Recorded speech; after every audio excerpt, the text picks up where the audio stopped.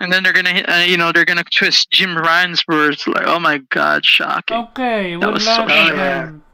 And let me see.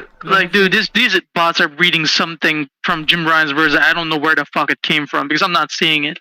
I'm just not seeing it. Let me see. He we're said live he again. wants to expand. We're live again. Yeah, go ahead.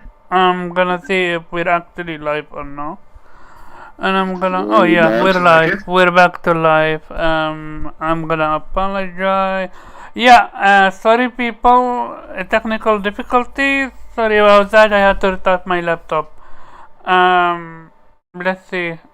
Yeah. Sorry about that. To make things better, we got the rec joining Did you post again on Twitter, Karaba? Sorry? Did you post the link again on Twitter? No, because the link is still the same. It just takes you to my YouTube channel. It doesn't take you to this video. From there you can see me going live. Yo. Zarek, introduce yourself.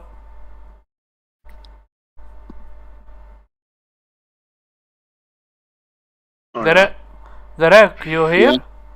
Yeah, I'm here. Yeah, introduce yourself. Alright. This is The Rec, you can find me on Twitter as The Rec, Hey, y'all enjoy your day today.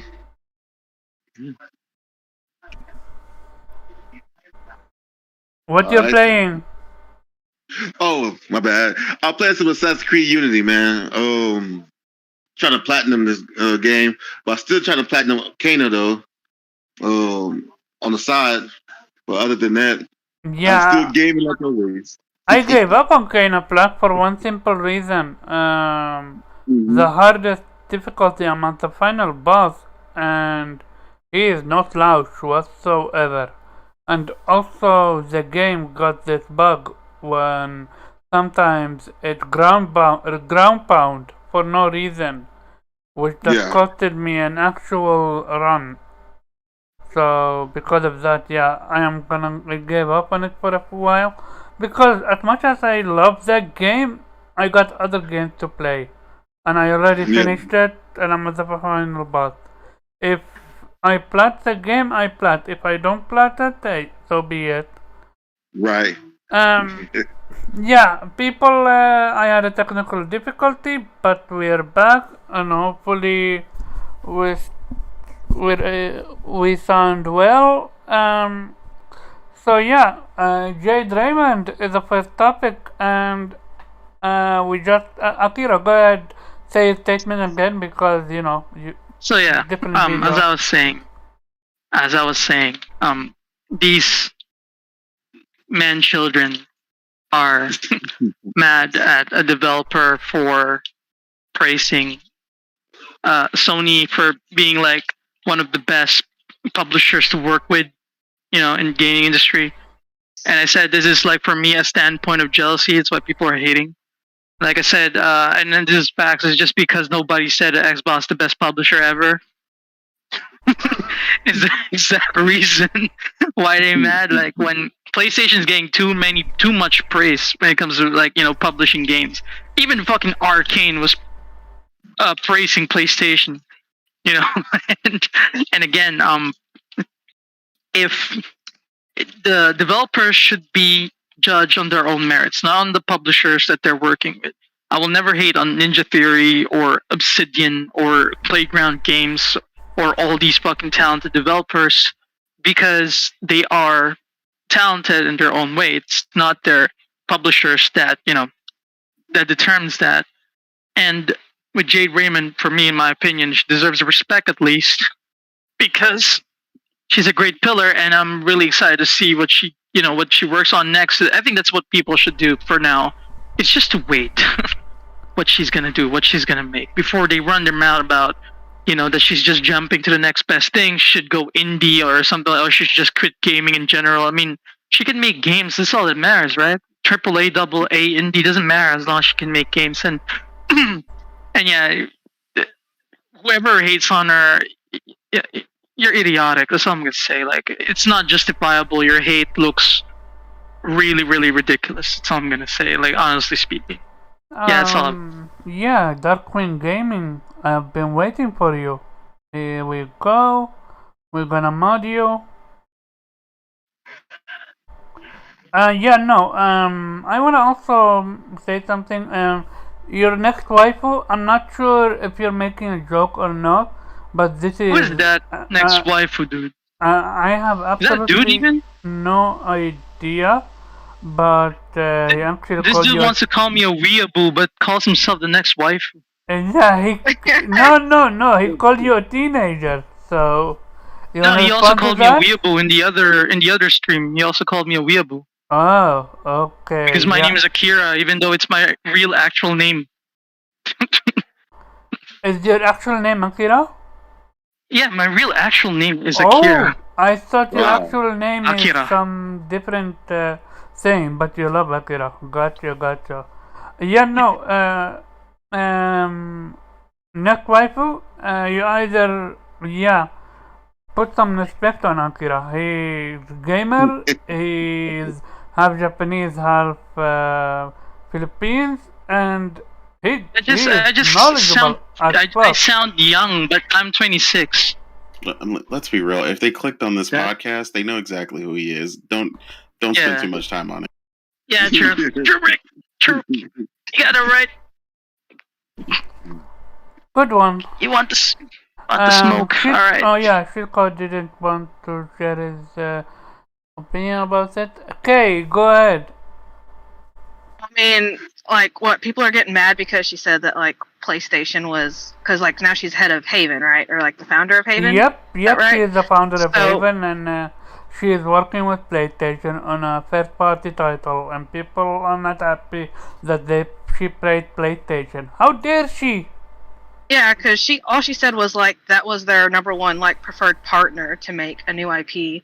Like I don't understand why you would get mad about her for doing that. Like Akira said, it has to come from a place of jealousy. It's like, I mean, even though saying that, that's still an opinion of hers. She felt like PlayStation was her preferred platform to go to, for whatever reason. That just what she felt like was the best fit for Haven. So, I mean, that's just how she felt. You don't have to get mad about it and trash her for it. And she even said that working at PlayStation is her dream job. Like, can you blame her? No, yeah, I mean, that's perfectly fine. Like, she didn't trash anybody else. She didn't say, yeah, PlayStation's number one because, like, Xbox is trash. Like, she didn't say that, Yeah, Hey, but that's they what they're live- thinking already. They live for that console war shit. Blue, what's your opinion on this one? I expected nothing less from salty expats.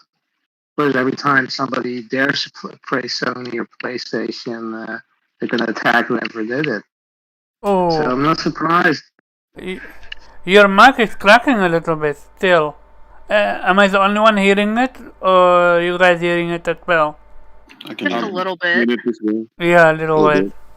Go out of Okay. go out of Discord and come back in. Maybe that fixes itself. It was working in the previous podcast. Come on, man. Sounds fine right now. Go ahead, continue. All right. I lost my train of thought. No, it's expected behavior. So I'm not really surprised that this happened. As Kira said, it's basically just jealousy that somebody dared to praise PlayStation, and well, there's nothing much more to it. Okay, yo, we have a Nate. Introduce yourself and Nonsense. what's your opinion on Jade Raymond statement? Yeah. I don't know what you guys said when you guys introduced yourself, but Nah, yeah. who are you? What you're playing? Simple. Yeah, just innate. Also the real innate on Twitter and a couple other spots. As Akira pointed out, the original pronunciation is Inate as well. So either way works for Inate. me. Yeah. But yeah, right now I'm still honestly trying to finish Kenna. Trying to get all these collectibles is insane. I don't know how everybody just did it in like 5 minutes, what it felt like.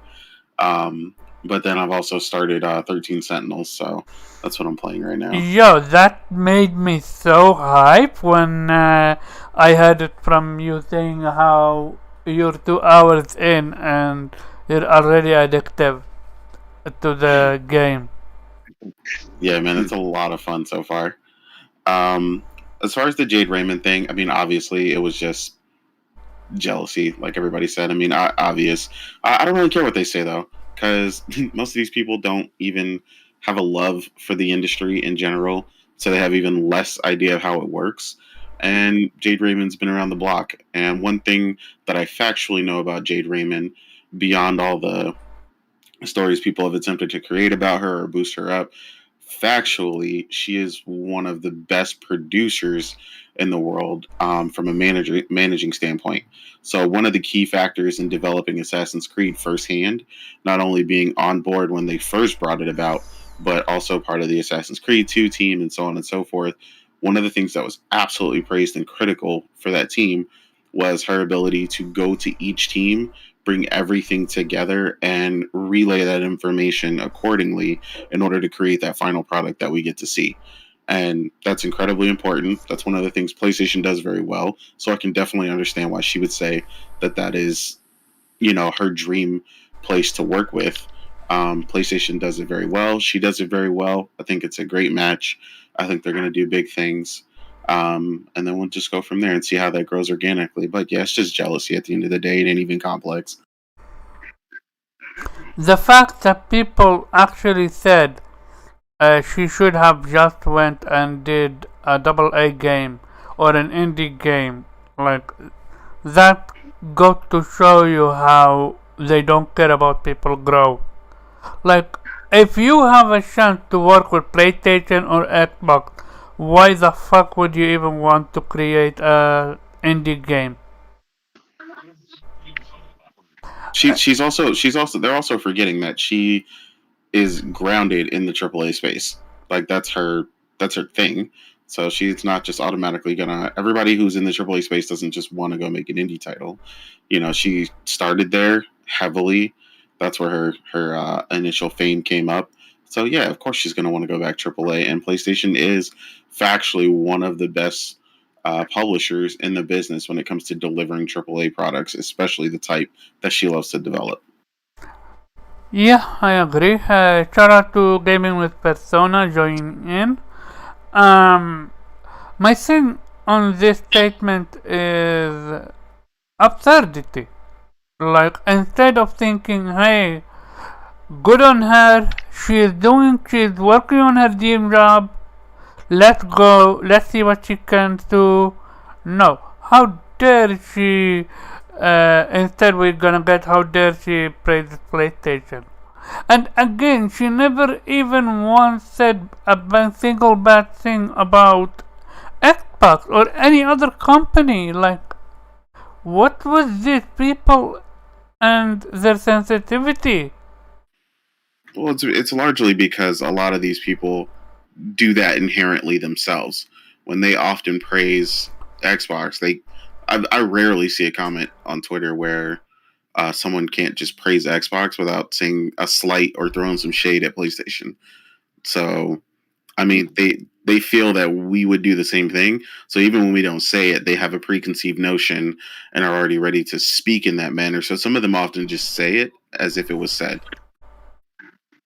It's such a shame.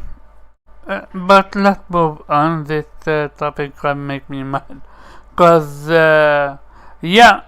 Oh yeah. One thing about that Jade Raymond. Apparently, her next IP is the one that you're working on.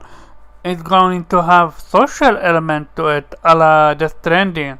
What's your guys' opinion about that? Not per se like Death Stranding, but kinda like Death Stranding in a way. Hmm. That's a good question. That's a really good question. Would that be interesting to you? that is interesting. It's not really. Let's put it like this. It's if it's like Death Stranding. And no one, no. All I read is that it's gonna have social element to it. That's gonna be interesting because I gotta see what this game is about, and I might pre-order. What's going on? What's going on? Talk about the Haven next game. Oh, really? Oh, Yeah. dude, I'm down. I'm so down. I'm a fan of Jade Raymond. No. This is a different topic. So, Wait, say that. She stated that she want to have social element in it, in the game, like Death Stranding. Interesting. Yeah. I'm down. Are we seeing a new type of genre being created with this one? Could be. Consider the Strand genre is already a genre. Maybe you can just consider it a Strand genre too. What is the genre name? Is that the walking simulator genre? No. You mother. We're talking about the whole social aspect of it. Oh, okay. I thought y'all were talking about FedEx delivery driver simulator. Yeah, dude, your neutral ass is not talking. Yeah, this dude. Yeah, go ahead. Go ahead. Yeah, I'm just excited to see what she's gonna make and go from there. Yeah. If she does something online only, however, what's called Gus, I might skip on it because I am not into Gus that much. Yeah, that's why I said I'll watch for that game to see what they're gonna do with it, because we don't know what they're gonna put in it. So I'm gonna watch, and I'm not gonna pre-order just yet. I'm gonna keep on watching what they got to offer, because I'm not too quick on just buying a game outright. I like to watch. Oh, yeah, so here I found the article. Jade Raymond, a new PlayStation exclusive, will include social element and user-generated content. Okay. That's interesting. Yeah, that's very interesting. We're gonna wait and see and what's going to be. The second topic is Akira. Go ahead with RGG. What happened at RGG? Okay, RGG. So this is the head of RGG Studios just left, Toshihiro Naguchi. And Daisuke Sato is also he has one of the higher positions. Now, if you remember, I think this was last month or last 2 months, that there was a rumor about NetEase trying to build their own Japanese studio, and they're trying to poach Naguchi to join that studio. And that was a rumor before, but now he left, and I don't know if he's going to NetEase really, because there were also rumors, if you guys remember, there were also rumors that PlayStation was also building their own Japanese studio, and Naguchi was also part of the rumors that they're trying to poach him. So right now he didn't really announce where he's going. So I don't. Yeah, we don't really know where he's going, and we also don't know where Daisuke Sato is going. But they both left Sega and RGG. RGG Studio now is I think they're gonna be great. I think they're in good hands.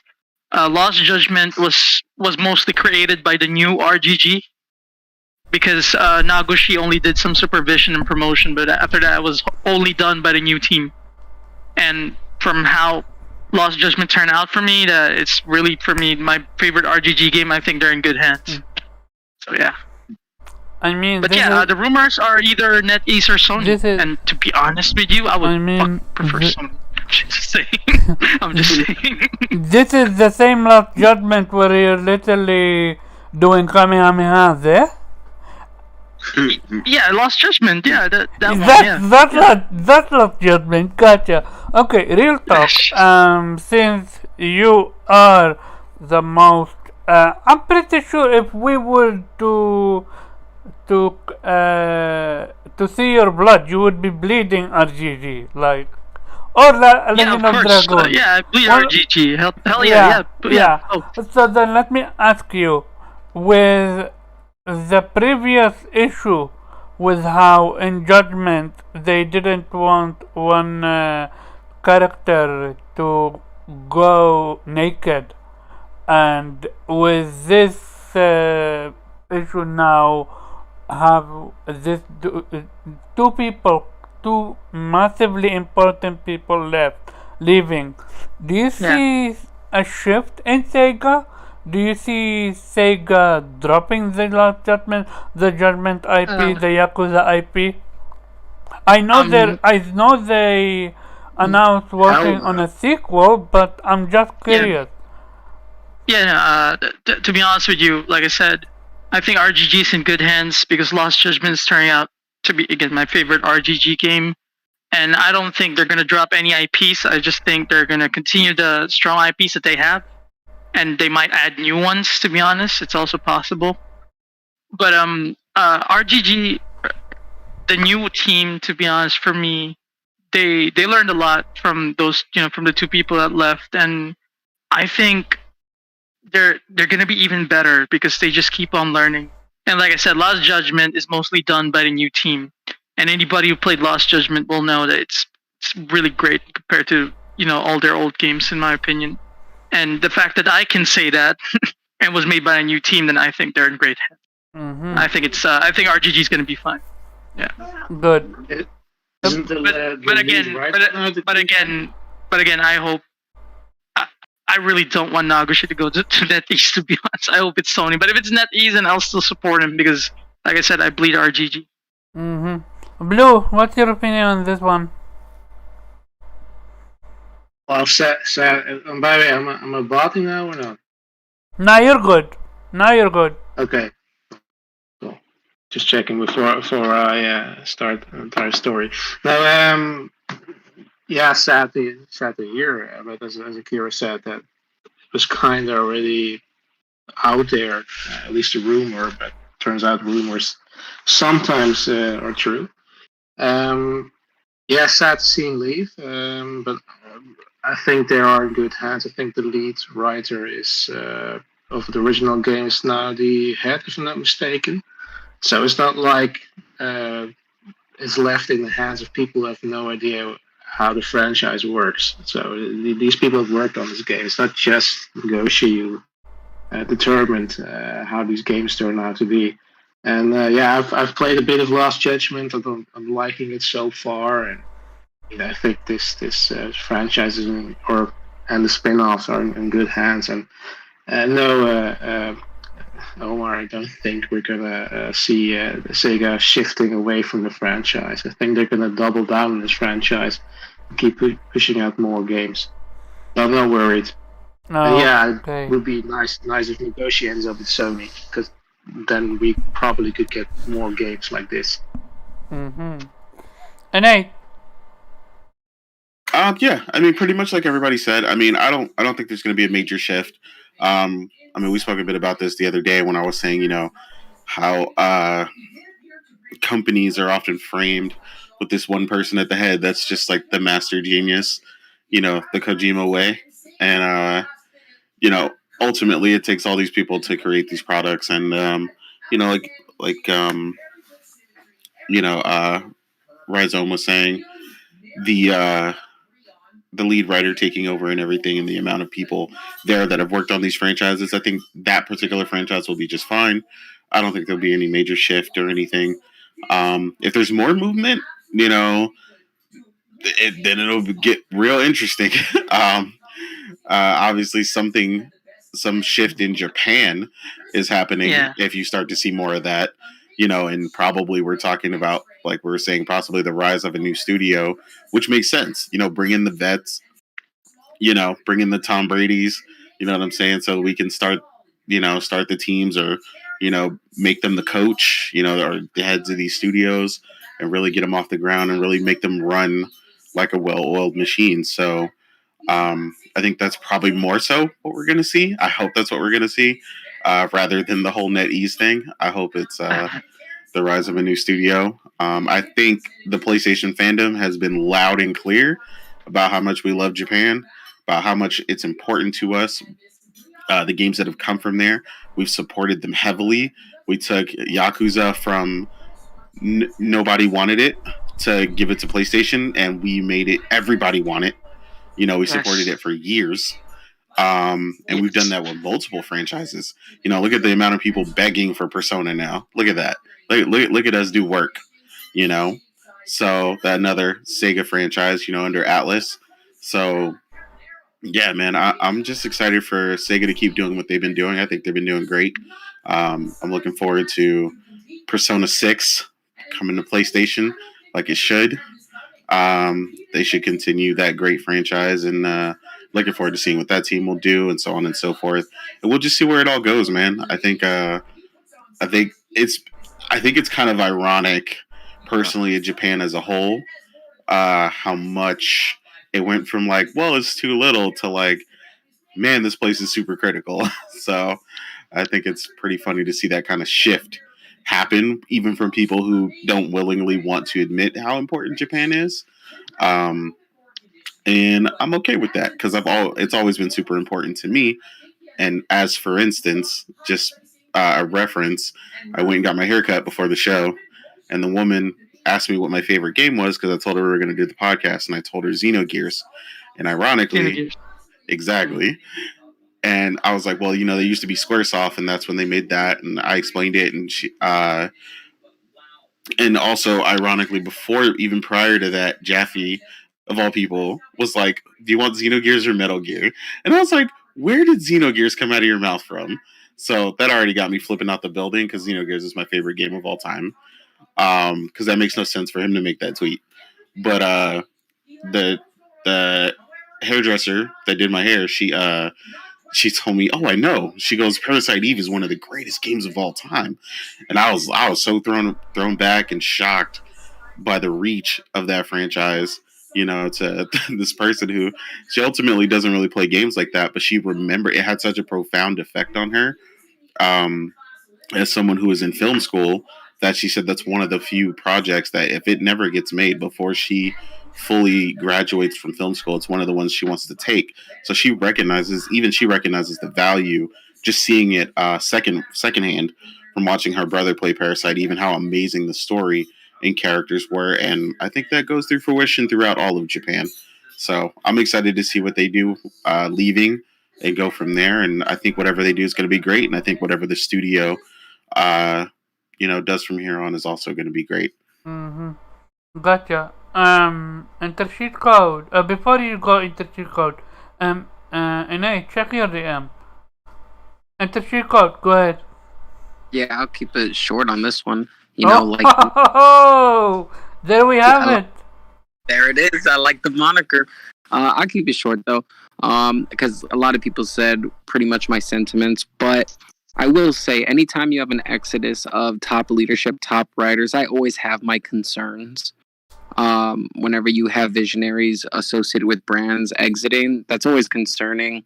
The thing that I always think of is Amy Hemingway's exodus from Naughty Dog and not being able to do the Uncharted 4.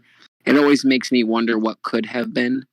And as far as being, loving the Uncharted franchise, and I know this is an unpopular opinion, but I think Uncharted 4 is the worst one in the franchise. It always makes me wonder, like, what would it have been had Amy Hemingway got to tell the story she was telling on the original script? So there's always concern there, but I do think they'll handle the franchises well. They're important to them, and I think they'll do the right steps to make sure those franchises still thrive. Okay. Yeah, I don't have too much to say, especially since Cheat Code said all that, because I was going to tackle the topic from that angle after hearing everybody else. But yeah, I'm just going to add a little bit to Cheat Code, is that it really all depends on who replaces them from that standpoint and what it's going to be like from going from there on. Like when you have a visionary that's heading an IP, when they leave, who's going to replace them, and how are they going to be faithful to that vision, or are they gonna start kind of like diverting just a little bit and adding their own vision to it? And we just won't know until games start coming out from after the Exodus. And that's really all I got to say on that. Okay. Derek. So I don't know much about RGG, but I know a lot about Sega. I before they acquired Atlas, I used to play Persona a lot, and so Persona was my thing. And so when they acquired it, I was like, okay. When they saw what Atlas was doing with Persona and other games, and they saw the success, and so it encouraged them to be successful in a way. And so I'm still waiting on them to in years, and but this generation, I really never played it until like on PS4 or whatever. I was like, man, you know what? I'm gonna go ahead and pick it up since I don't know what it was this game about. So I picked up Kiwami. I played the whole game. I was like, okay, let me pick up Kiwami 2. I picked that up. Then I picked up 6. Then I picked up. No, I didn't pick up 0 yet. But like I said, man, I don't really know much about them. But I picked up what's that game called? Oh, Fist of the North Star. I did pick that game up. It was enjoyable. It was all the games are really good. I just never really picked up any other game, back on PS2 or whatever that they started off.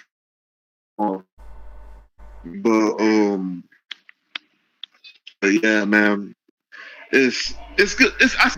They have the quality to make games, and I just waiting to try it. Like Yakuza 7, I never really get a chance to play that one yet, but I know they could make up quality games. And without that guy, I think they're gonna succeed.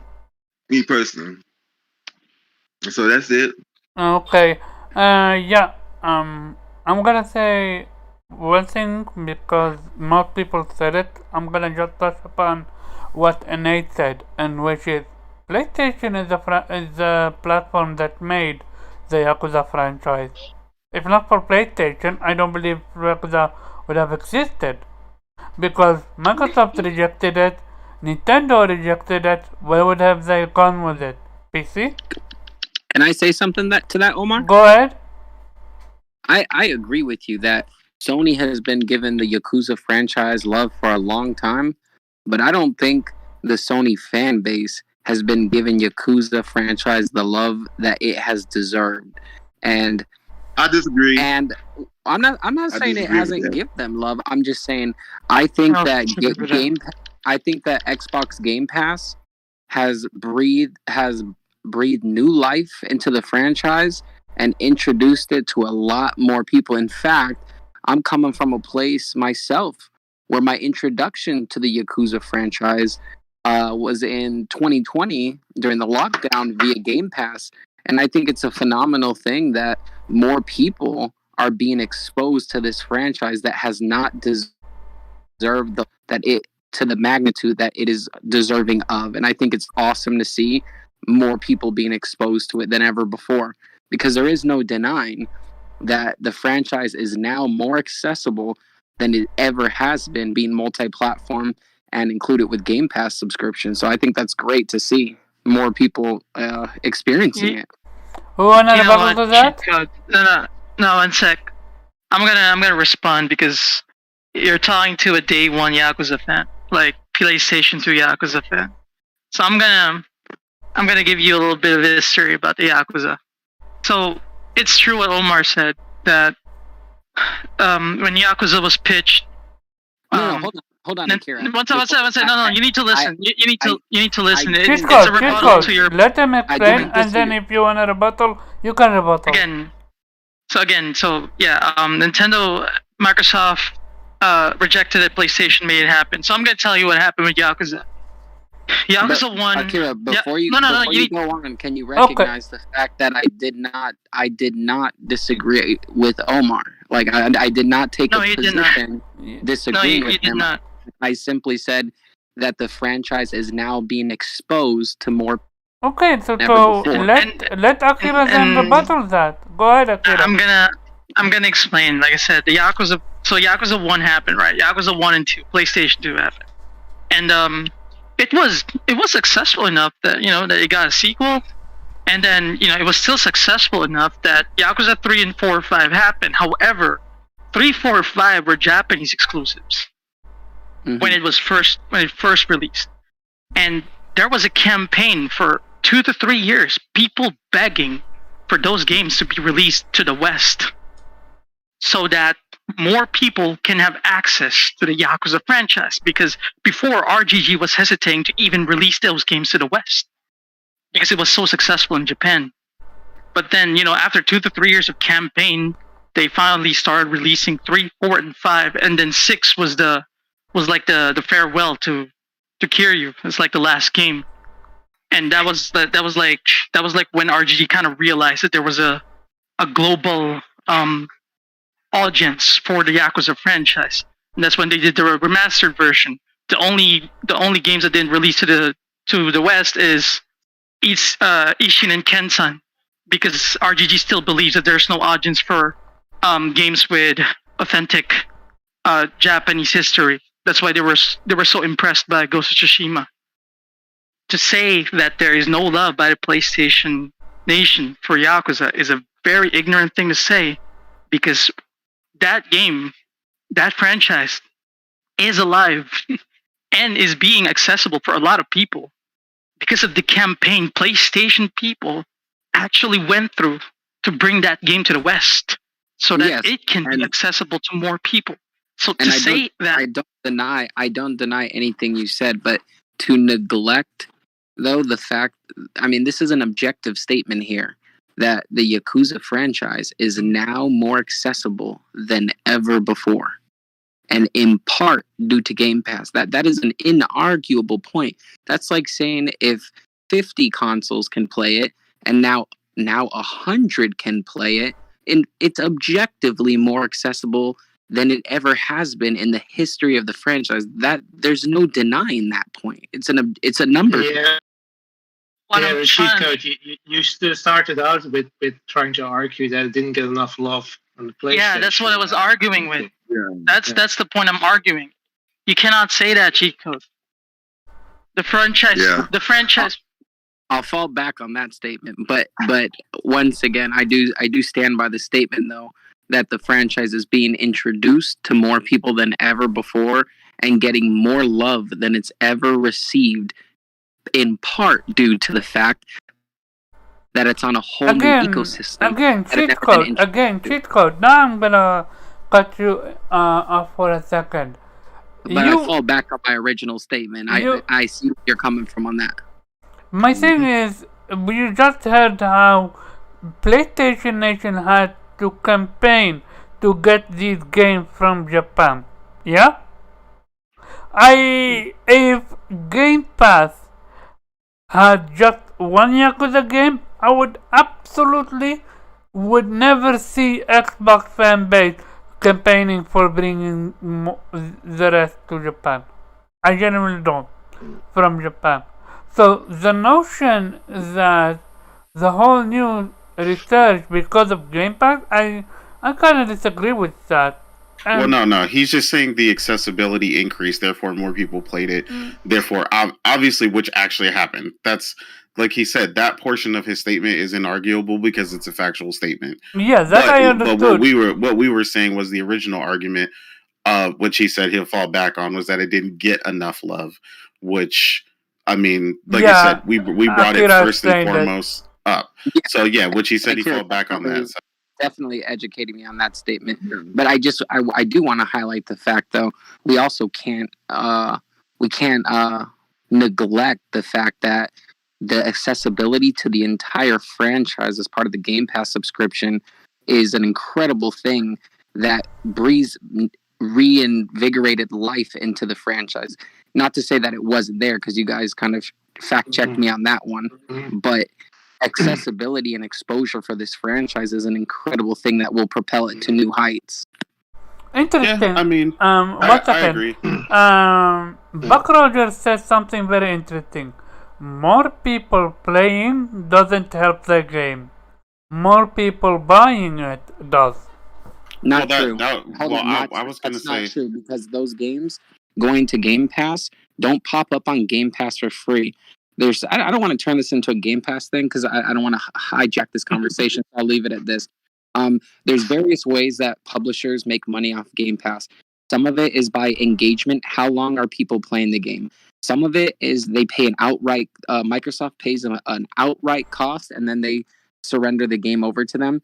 And then there's option 3, where they pay for an outright cost, and then the developer still has the option to port it to other consoles. So to say, oh, just because people aren't playing it, don't forget, by simply appearing on Game Pass, you're putting money in the developer's pockets, which then gets reinvested into the company. So the simple appearance on Game Pass does help them economically. So to say, oh, it's on Game Pass, so people have to play it and beat it for them to recoup a cost, not necessarily an accurate statement. I want to ask a question because you're talking about accessibility of the franchise. I'm sorry, man. Like the thing that you said, it was not getting love from PlayStation. The reason why the franchise is a love because of the love of the PlayStation Nation. And so this is a really bad thing to say towards us. Right. This is exactly why I was mad about the Game Pass thing. Is because these people that have Yakuza on Game Pass are kind of thinking that Yakuza became loved all of a sudden because it wasn't Game Pass. It's fucking not true. It's just really not true.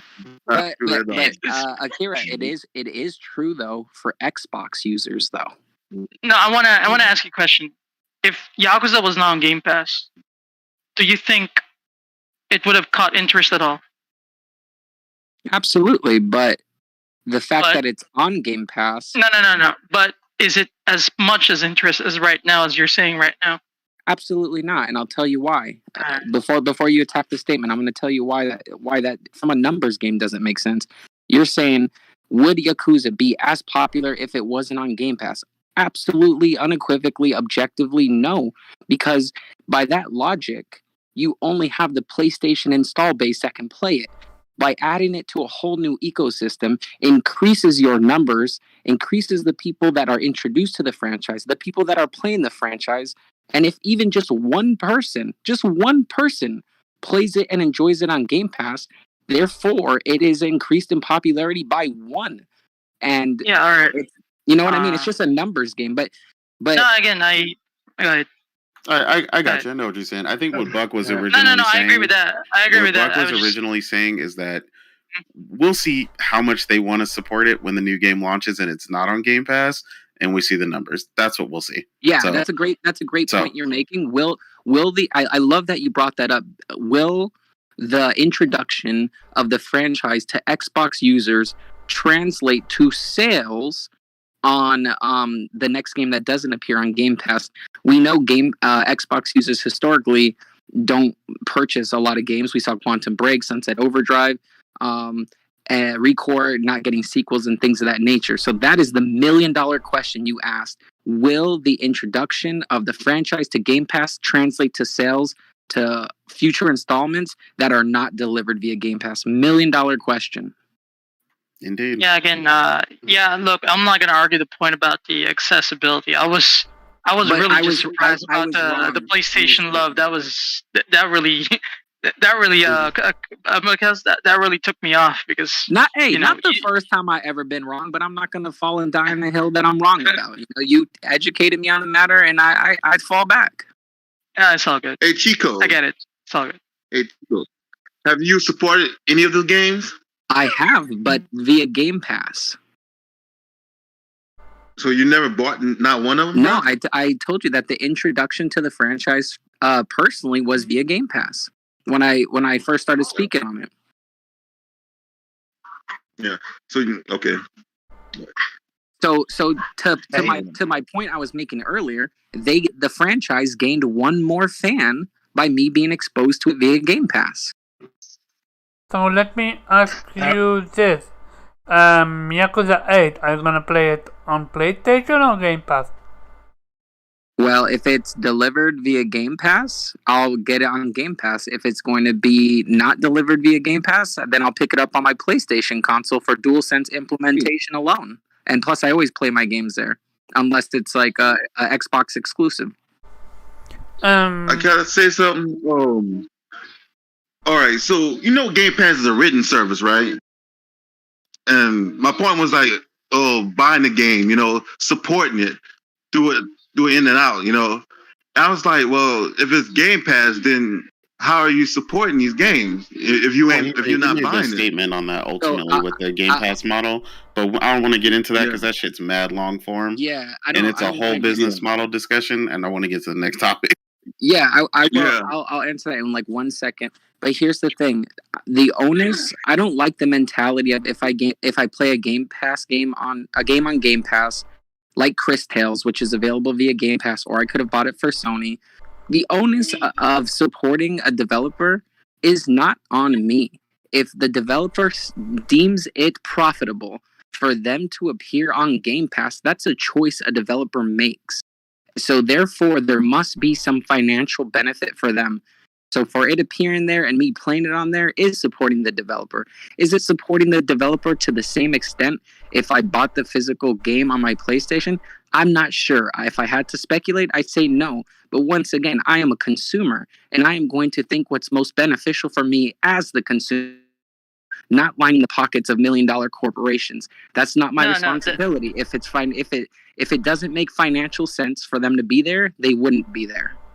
No, that's fair, Chico. But that point is exactly why I argued the PlayStation love statement is because for 3 generations, people bought those games. That's why the franchise is alive. That's why to say that there's no PlayStation love at all. It can't be. That is just factually wrong because people. Yeah, but there's no Game Pass, there's no service. Akira, he already retracted that statement. So no, it's all good. Yeah. We can't talk about that. I'm just saying that we bought the games. The PlayStation Nation bought those games for 3 generations.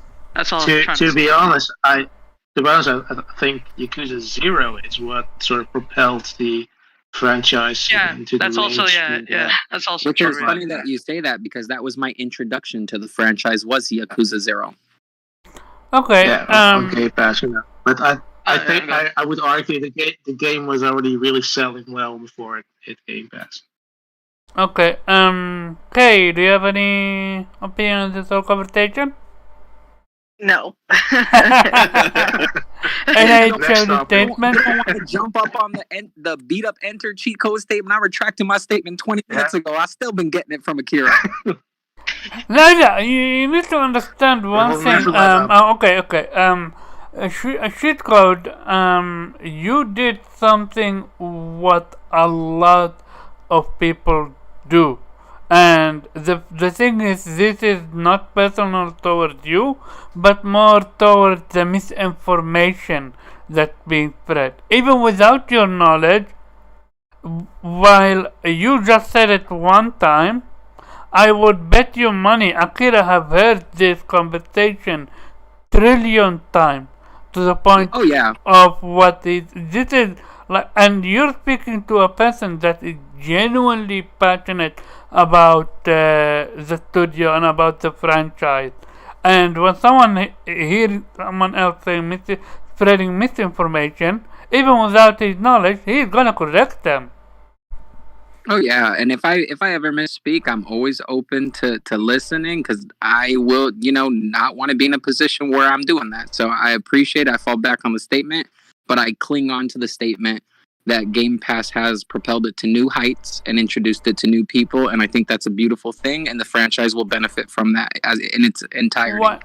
And I'm gonna say one thing about statement. While I agree it introduced it to new people, I absolutely disagree it proposed it to a new height. I genuinely do. Because, yeah, go ahead, Akira.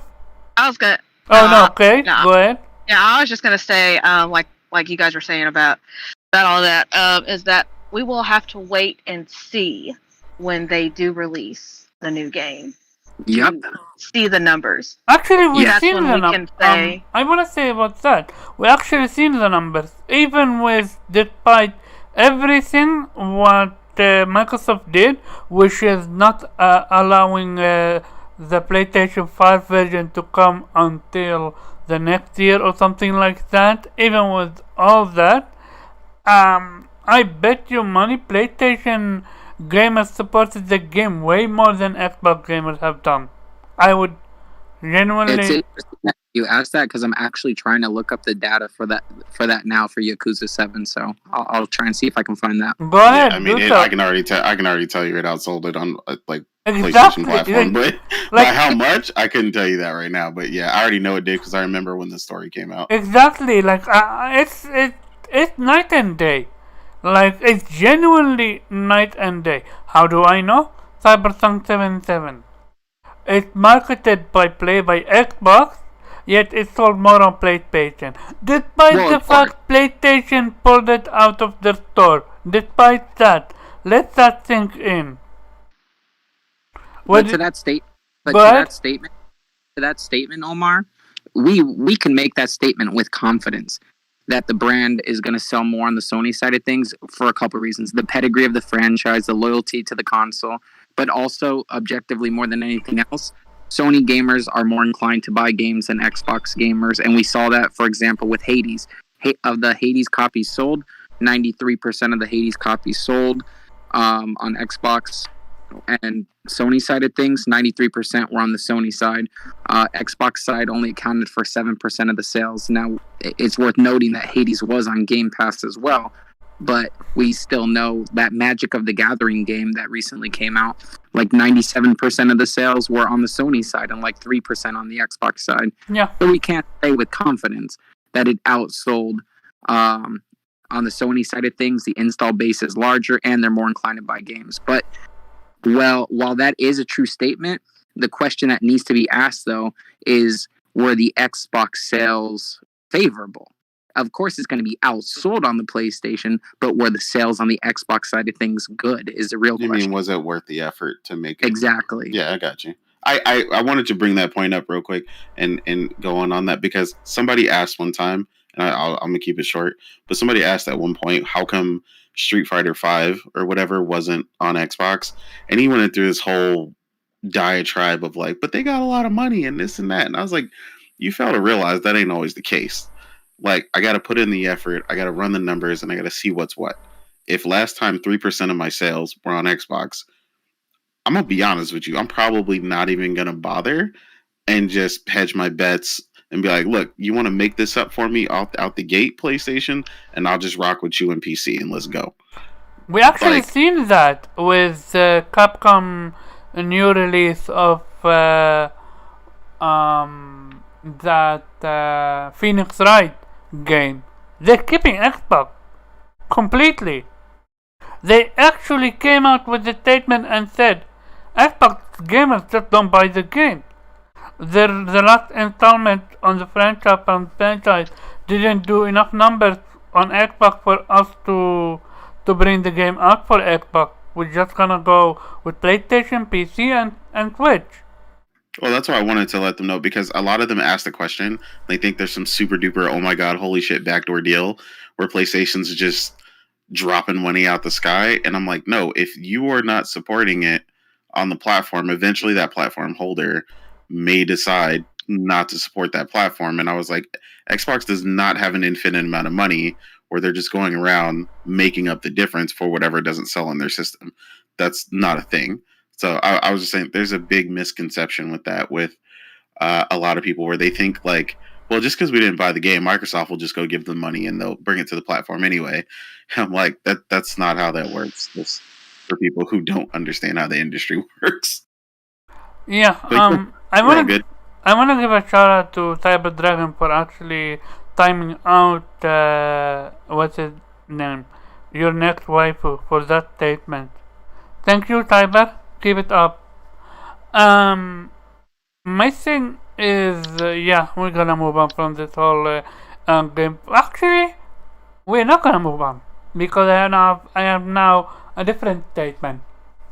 So, when PlayStation, well, no, not PlayStation, but the industry went from $60 to $70, all I kept hearing and seeing is sales are gonna decrease. People are not gonna support $70 price tag. So what happened? Ratchet and Clank came in $70. Was first in MPD, and now a game called, what's the name of that game? Oh yeah, Psychonaut 2. It came in at $60 and it didn't even chart in top 10. Okay, so far so good.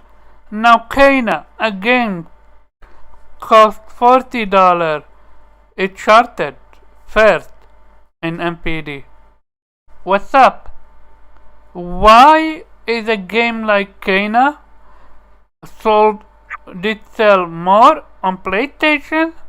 Well, it's on PlayStation and PC, but more like, why a game that's on one platform sold more on a game that is on 3 platforms, which is PlayStation, PC, and Xbox, which is Psychonaut 2. What's happening? Can we now finally call Psychonaut 2 a flop? No, well, hold on.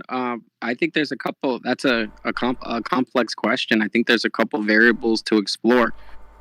You might be able to call Psychonauts a commercial flop, sure. I don't think you can call it a critical flop because it's well loved and arguably will be part of the Game of the Year conversation. I'm in the process of still playing it now, but I think part of a factor that must be considered, Omar, in that, I think the PlayStation users felt very, very burned by the fact that they got the inferior version of the game, because I don't think PlayStation users are less inclined to buy Deathloop, which is, currently an Xbox property or whatever, and right now PlayStation exclusive. But I think the fact that they got the inferior version of the game was perceived as a diss. And I think that was also a factor in why people were not willing to support it, and rightfully so. Yeah, I agree, because I was interested in the game and I opted not to buy it. I'm not gonna buy not only the inferior version, I'm not gonna I want my haptic feedback and adaptive triggers. I want that shit. But to that point, I mean, Kana underused those features immensely. Yeah, I agree. I even said that in my statement. Kana is a dual sense. All it is with the bow, and sometimes you feel it when you're around a rock or a collectible. It was definitely lazy, and that could be due to limited resources. The size of the studio. But you're right, they definitely did not put in the effort to really immerse us using DualSense within that game. I wholeheartedly agree with that. And anyone who disagrees is factually incorrect. Because I played Returnal. I played Astrobot.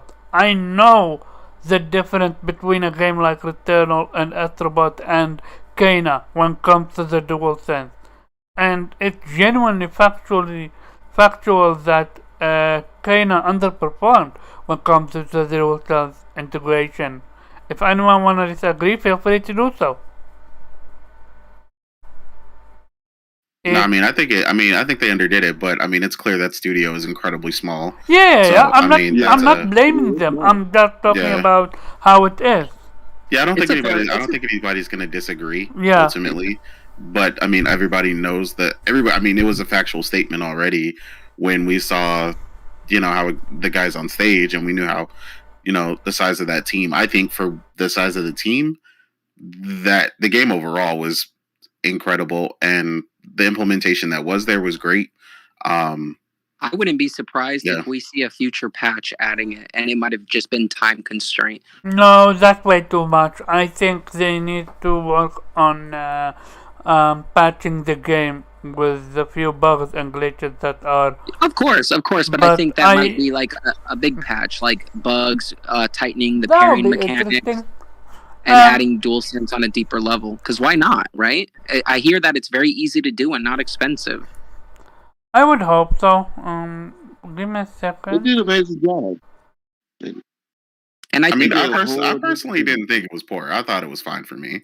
I don't expect everything to breathe with the DualSense controller every time I pick up a controller. So I thought what implementation was there fit the game. So I was fine with that.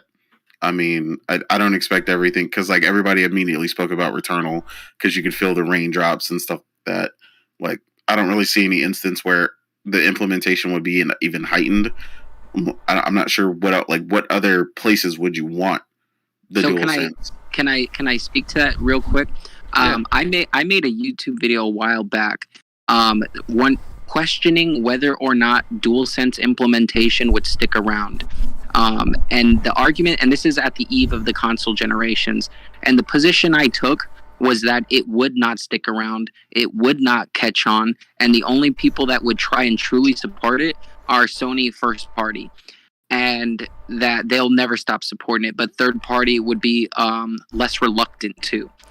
Because for two reasons. Number one, time, energy, resources. And number two, there's not a native equivalent on the Xbox side of things. And you sell PlayStation games and Xbox games at similar cost. I don't know if it's going to supplement the difference. That was the position I took at the eve of the console generation.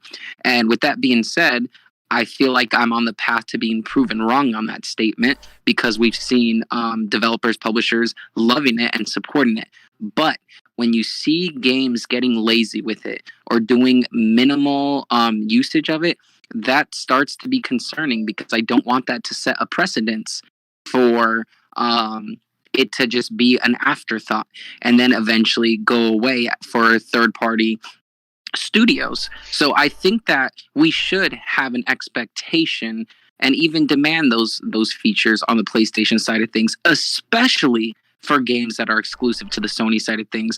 Because if it's something we love and something we want, then we need to support it and we need to have an expectation for it, or it will inevitably go away. So I think the fans should be vocal and say they want it and they want it implemented better so that it doesn't set a precedence for it was a great game, it didn't have DualSense, but it was an amazing game anyways. Like, if that's what we want, then I think we should be vocal about it and express our dissatisfaction, or it runs the chance of going away. Not only do I agree, I would give you an even better one. I want Xbox to get their own version of DualSense. 100%. So, and one more reference to that video that I mentioned earlier, when I took that position that I thought it wouldn't stick around, I used the basis of the failure of the Kinect as part of it. And I said that the reason the Kinect did not take off to the extent that it did was because the Sony console did not package a native equivalent. And developers saw that as additional work with no return on investment. Had the PlayStation packaged a Kinect equivalent, we would have seen the Kinect features utilized in interesting ways to immerse and enhance our experience through the length of the console generation, because it would be a universal thing. When they develop it, it goes on both consoles. So I agree with you. Xbox had an equivalent at launch, we wouldn't be talking about things like Kano, like we're having this conversation about the feature being underutilized. Whenever both the console companies have a native equivalent and porting is where it is today, it makes the advancement of new innovative technologies take off on a greater scale. Cheat code, feel free to drop your YouTube link on chat so that the people can watch your video. This is all about you today, Omar. This is all about you. This is the Omar show. Yes, they can watch it later. Come on, go ahead, do so. You said drop it in the chat? Yeah, on YouTube channel. You need to open the show we're on and then drop it on YouTube. Got it. Akira, what's your opinion on what Cheat Code said about the Kinect? Do you think PlayStation support its version that we've DualSense? seen? Well, so DualSense also. No. I think it's too early to tell, to be honest. Because in my opinion, the developers are still trying to work out how to use this new tech, which is the DualSense. And I think it's very obvious, from the way they've been trying to use it. It's been like in a trial phase right now. It seems to be. So I think I think it's too early to tell, to be honest. Like, I would, it's new tech. Like, again, they cannot use that properly, all of a sudden. But I think I'm gonna wait that. But I don't think the DualSense will be an afterthought once they figure out how the tech works. I'd like to add one clarifying statement. Go ahead, to make, Mr. I keep sure it short. That no one misrepresents what I say. I think DualSense is here to stay. It will become the industry standard on the same extent of the introduction of 4 shoulder buttons and dual analogs. I believe it's here to stay. It's not going anywhere. I was wrong in that YouTube video at the eve of the generation, but in order for me to be wrong, which I want to be wrong, we need to hold developers and publishers accountable to incorporate those features in meaningful ways and not allow them to be an afterthought. I wholeheartedly agree with your statement. We might have Wraith joining us, but we will see, because I see him online right now. My thing is with this whole conversation is, I don't want companies to think the DualSense is an afterthought. I actually want them to program the game around the DualSense, or the DualSense, the game around the DualSense. I want it, like, for example, Returnal is some of the best integration that I've ever played. Like, you don't even need to look at the screen. Tuck, tuck. And your super is ready to be used. Like, plus the audio, Omar, is immensely helpful as well. It's super helpful because it's giving you less need to look at your super meter. You can hear it from your controller and you already know what time it is. It's time to shoot some enemies with your super. Like, if it's done correctly, it can be helpful. It can be fun also. And it can feel unique. That's why I want, that's why when I see companies not supporting the DualSense or not doing it perfectly, I'm putting them on blast. Like, for example, Miles Morales didn't make use of DualSense very well. Ratchet did it kinda well. Yeah, I did it. Ratchet did it well, but Miles Morales didn't do it well, in my opinion. I agree. Like, you can be a PlayStation fan and call out what's not good, so we get something better out of it. If all we do is defend companies, then we're not gonna get something better, and that's not how we do things on here. At least not on this show. Omar's preaching over here. I love it. Thank you. Rashid, are you here? Okay. Oh. You hear me? Yeah, we hear you perfectly. Go ahead, introduce yourself and give us your opinion on DualSense. Oh, well, most of you know me from Twitter. My real name is Rashid. My Twitter name, I don't even know. So, and the thing with the DualSense, I think it's great. I think that we need to see it implemented in more games. But the games that do have it, I think it's great. For me, the best implementation, and some people debate if it's a game, is Astro's Playroom. I felt like that really showcased. Wait a second. So you would put Astro Playroom over the Returnal? Yes, I would. I would, but I would. Interesting. And yeah, and I love those kind of old school platformer games and how they implemented it, where some parts you had to blow into the controller and use it to balance and things like that. Yeah, I think Astro did it the best. But I think it's the biggest next generation aspect that we have is the DualSense. I think that, yes, well, I agree, but I also think the SSD,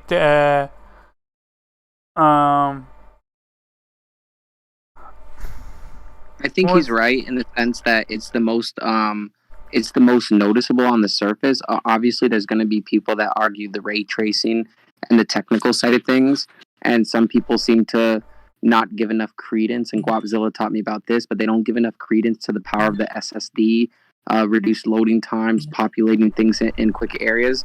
But for the layman's gamer who doesn't get bogged down in all those little details, for the majority of gamers, with graphics having limited, almost plateauing at this point, this early in the generation, I think that he's right that DualSense is going to be the biggest noticeable next-gen feature for the majority of gamers.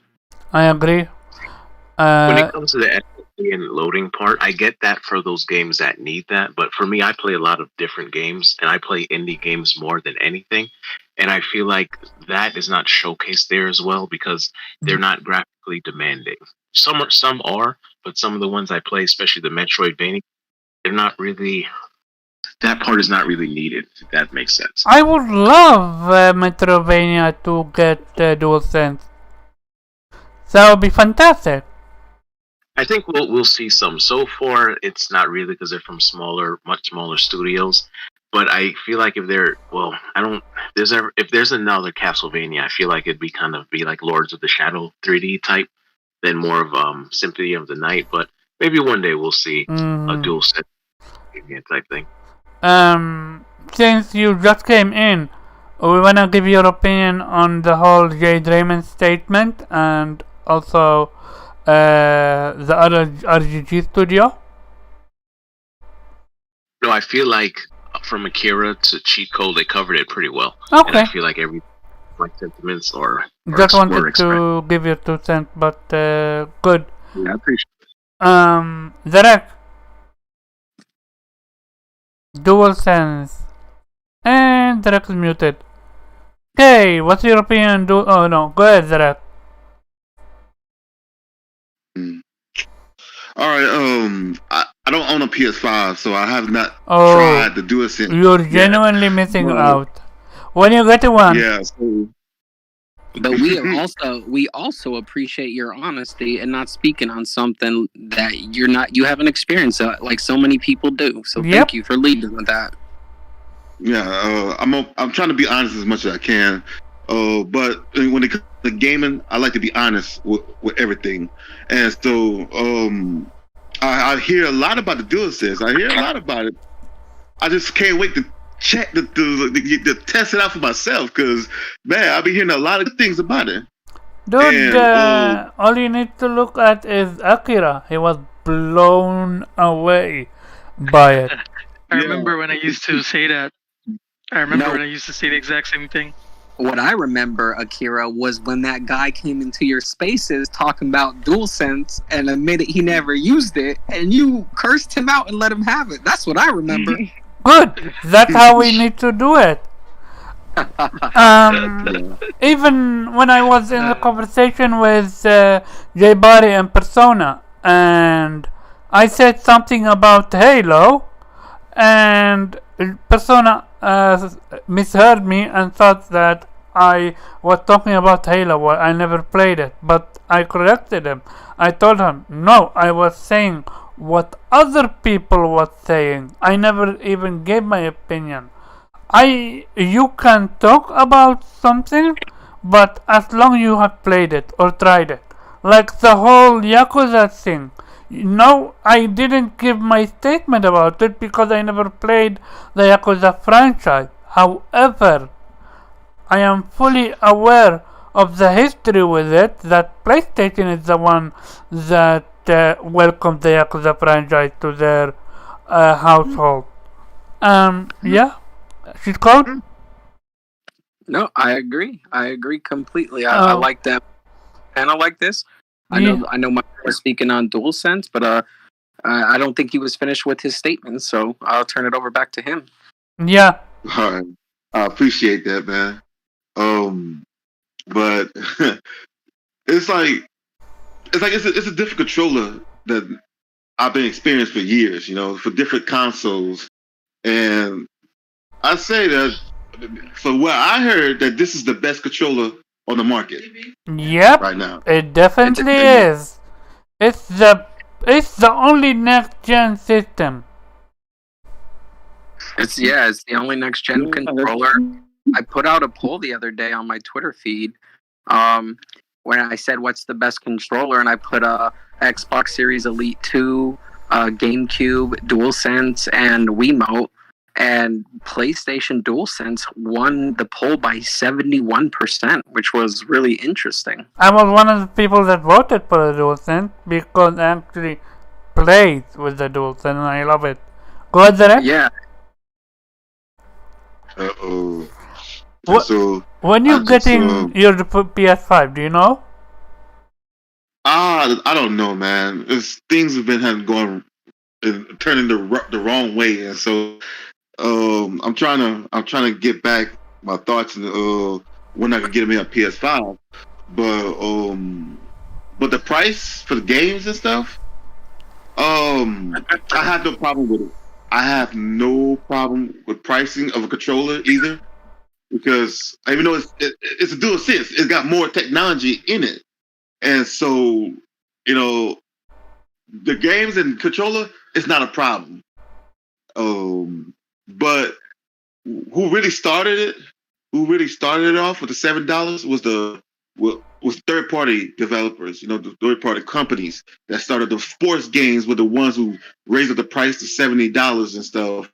And I was like, okay, well, it ain't no problem because I buy collectibles and stuff, and so it's not really a problem for me. And I was wishing Emberlab, I wanted a collection edition for Kana, because I was going to support it day one, no matter what, and I just had no problems with it, man. I support developers, I support what they do, like a Sucker Punch with Ghosts, I supported that. I was like, yo, this is a great game. I love it, and I bought it for $170 something. I bought the collector's edition for that, and I enjoyed it, and so far going on, next gen with this gen now, I'll still support these same companies. If they do right by us, they'll get my support. They'll get support day one. But that's it on the topic, man.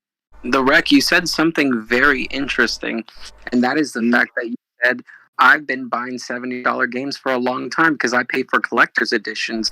And the interesting thing that a lot of people don't know is that the whole purpose of collector's editions was to test the market to determine whether or not that raising the prices, if the market would support it or not. And the fact that people were supporting these $70 collector's editions that gave you mostly no physical content but digital content, which cost them next to nothing, that was eye-opening for the industry to say the market will support $70 games. And you were like a perfect kind of like test subject within that market because your willingness to buy $70 games. So I don't know who. I need to cut you off for explaining. Go ahead, continue, and then I have my rebuttal for that. Oh, that was it. Okay. Before you go, Derek, I need to say something. I don't know who it was. I don't know if it was Yoshi's code or someone else. But if you're gonna attack the statement, then it was Akira. If you support I'm not attacking or something. I'm just adding to it. Someone gave an explanation into why you still keep seeing $70 price tag on a disc and at the same time in the PlayStation Store. Oh yeah, because they can't burn retailers. Exactly. I think you was the person that said that, right? Yeah, that was me. Go ahead, elaborate on it. So the question Omar was posing is, how is it fair, or why do games in the digital storefronts from the Xbox and Sony side of things, the digital version, sell for the same price as the physical version in store, when obviously the physical version, you have to give the retailer cut, you have to pay for, printing the disc, the box, all that stuff has added cost. But the reason why digital games are priced the same as physical games is because, and you have to keep in mind, because Sony and Xbox each have a proprietary storefront, they don't have to pay a middleman to put their games on there as they did with retailers. So in fact, by selling it digitally, you're making more profit because you're saving on cost of production and you're saving on distribution. So why are they priced the same? Because they can't burn those relationships with retailers. The second that a retailer says, we're not carrying your games anymore, because actually, there's some story. I read an article about many stores in Japan have actually started to pull Xbox consoles off their shelves entirely because of Game Pass, saying that there's no reason to buy an Xbox. And in the Japanese market, where mobile gaming is so prevalent, there's even less inclination to buy one. But they do hinge on those important relationships with retailers. So even though consumers get burned, they're keeping those strong relationships alive that they still heavily depend on, since we haven't fully transitioned to digital-only consoles. That's very interesting, and And then this is what Game Pass is at, man. It's like nobody wants to buy the console. It's just crazy. It's just, to me, it's like, bro, what? If one country doesn't carry constant production on each console that you got, and so nobody wants to deal with your console. So I think this conversation is beaten to death. We are not gonna talk about people buying console and not buying console. Like we all are here. We're aware of this. And sorry for cutting you off, but it's going to get boring real fast if we're gonna keep reiterating the same thing. I'm just elaborating on that. I feel you. I genuinely feel you. But yeah, people know they don't buy consoles. They don't. But go ahead. Finish your thought. Yeah. You were talking about the DualSense, and you were talking about $70 game. Yeah. So, do you think you might have contributed to the price raising? Hey. But I don't believe so. I believe the price. Yeah, go ahead, Akira. No, sorry about that, Crab. Sorry, everyone. I need to go. I need to take care of some. I need to take care of something. Oh, no problem. I wish you all the best, guys. When you can come back, come back. If not, take care. Yeah, I'll try. Yeah, thank you. Take care. Okay, take care. Yeah. Okay, Zarek. Do you think... I actually don't think that... Okay, so, cheat code. Your statement about them raising the price, is that factual or opinionated? I don't have the article because I read that like 10 months ago at the eve of the generation. But it was coming from developers or publishers that were making that statement regarding price increase. And I'll find a source for you to share with the chat while the conversation continues. What's his name? Nate, let me see if Nate is back. Yeah, I got you. Oh, you're back. Okay. What's your opinion on the DualSense? You mean just in general? Yeah. I mean, personally, I love it. I love the controller. I love everything about it. I think the implementation has been great. I love the way it feels. You got to hold it slightly different than the previous controller, which I think bothers people because of the size.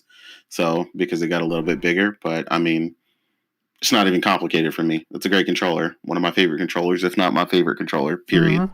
Would you agree that some games are implementing the DualSense better than others? Oh yeah, for sure. Yeah, but I mean, I think that is inherent to the game itself.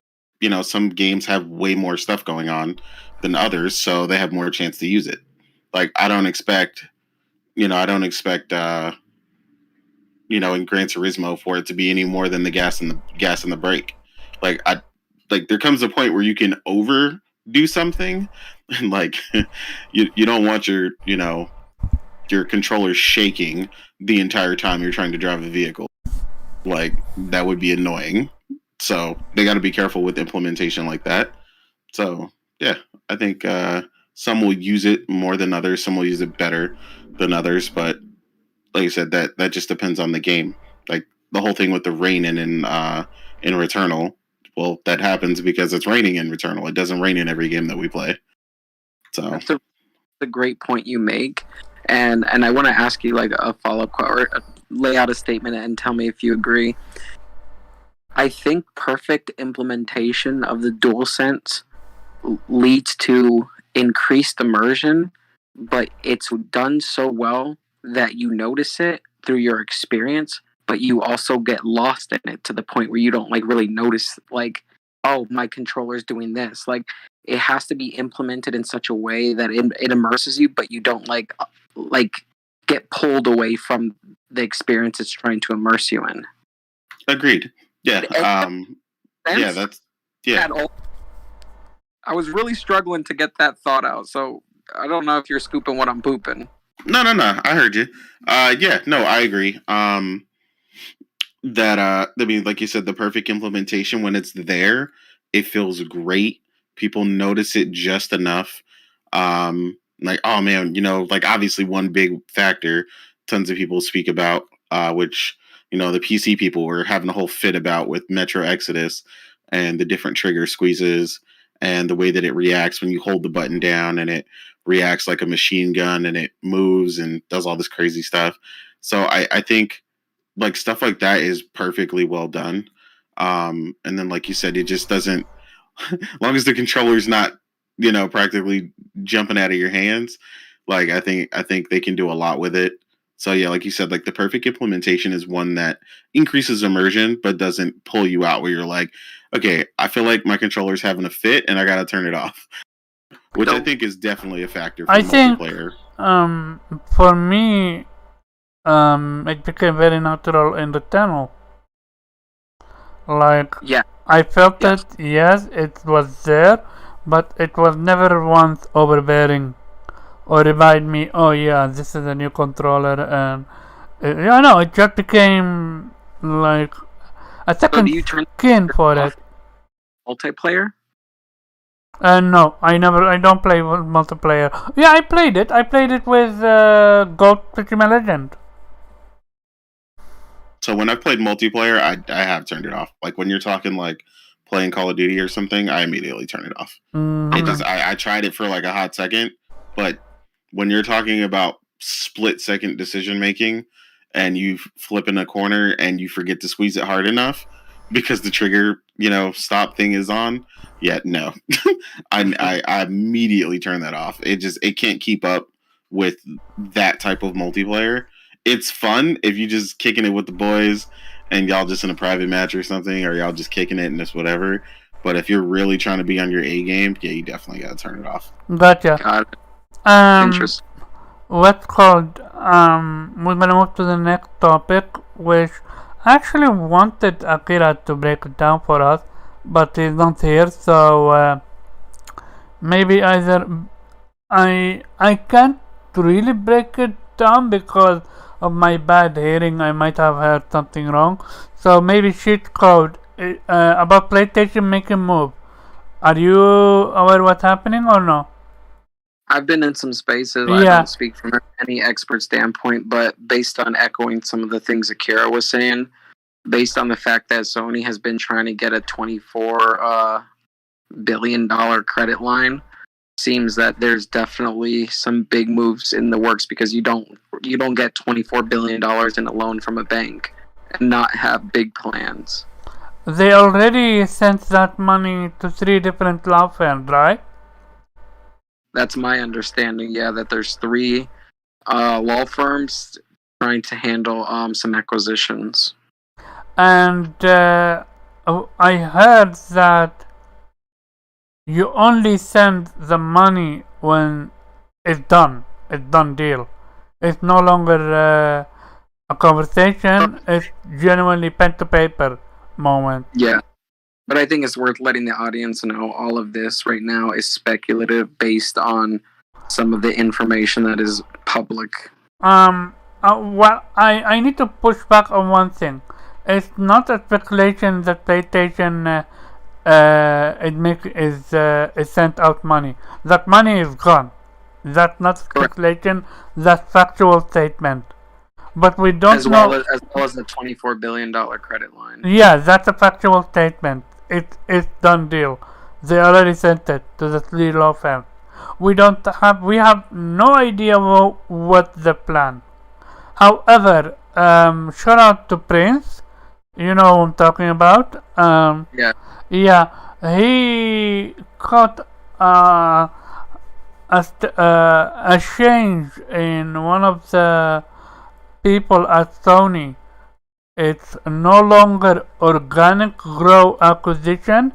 It's inorganic growth acquisition, meaning Sony basically acquired everyone that they could, as far as that could be considered organic growth. Maybe Lucid Games is next, with their Destruction All-Stars, and rumors strongly suggest that they're doing a Twisted Metal. Yeah. So that might be one of the last pieces of quote-unquote organic growth we might see. There are a few, like there is Lucid Games, there is Kojima. I can see them. I don't. You're talking about like Kojima Studios? Yeah, I genuinely can see Kojima joining, and that would be an organic growth. I guess you could call it organic growth. Cyber Dragon, I'm gonna be honest, I absolutely have no idea who your next waifu is. I don't know if I'm genuinely have no idea who is. And so the thing is, when you shift from organic growth to inorganic growth, I genuinely like that for one simple reason. There are no more organic growth studios. Like, most of them are already bought, most of them are already taken. So my statement then become, why is Sony this aggressive? And I'm actually gonna go last. So, Blue, what's your opinion on this one? I'm not really sure if your statement is true. There are no longer any organic growth opportunities. Sony's part of so many studios in the past. The question is, does a studio want to be bought? Because that's generally the question there. I mean, you could try a hostile takeover, but I don't think that was going to work with any studio that you want to partner with. But yeah, I'm not sure about the. Was there a news article about the credit line, or is that just a rumor for Sony? It's from actual business reports. Prince Tybalt was referencing them, and he actually shared them out. But this is actually public information within these transactions. All right, interesting. Yeah. The rumor is so far. So I explain what's happening. The rumor is PlayStation is in touch with Square, Capcom, and Sega to acquire them all. Is it believable or no? Yeah. That's the rumor. That's why they pull out that 24 billion. I think that if I could speak to those three, I think that there is no greater acquisition any player could make in the entire video game industry better than Capcom. I would say Capcom or Square Enix, but yeah, I can say Capcom. Square Enix is I would say is my second for sure. But you're right, arguably those two. But in my opinion, Capcom. Capcom has these dormant, beloved franchises like Dino Crisis, Beautiful Joe. They'd own all of Mega Man, Okami. I mean, Monster Hunter, which essentially prints money. So I think in terms of quantity and quality of franchises or intellectual properties you would own, I don't think there's a smarter purchase than Capcom. And also, with the purchase of Capcom, I think you still have the flexibility of allowing some titles to come to Nintendo Switch and also, increase the profit there since, the Monster Hunters are very popular there. So I think whoever makes that purchase, not only do you get most quantity and quality of franchises, but the flexibility to also be on Nintendo consoles with specific titles. I wouldn't underestimate Sega. Because Sega owns a lot of IPs too. I mean, they have the Yakuza Studio, they have Atlas. So yeah, but the difference is with what's called. The difference is with Capcom, they are versatile. They also have the Capcom versus something IP. Like, they got almost everything that you can cover: hack and slash, adventure, fighting game.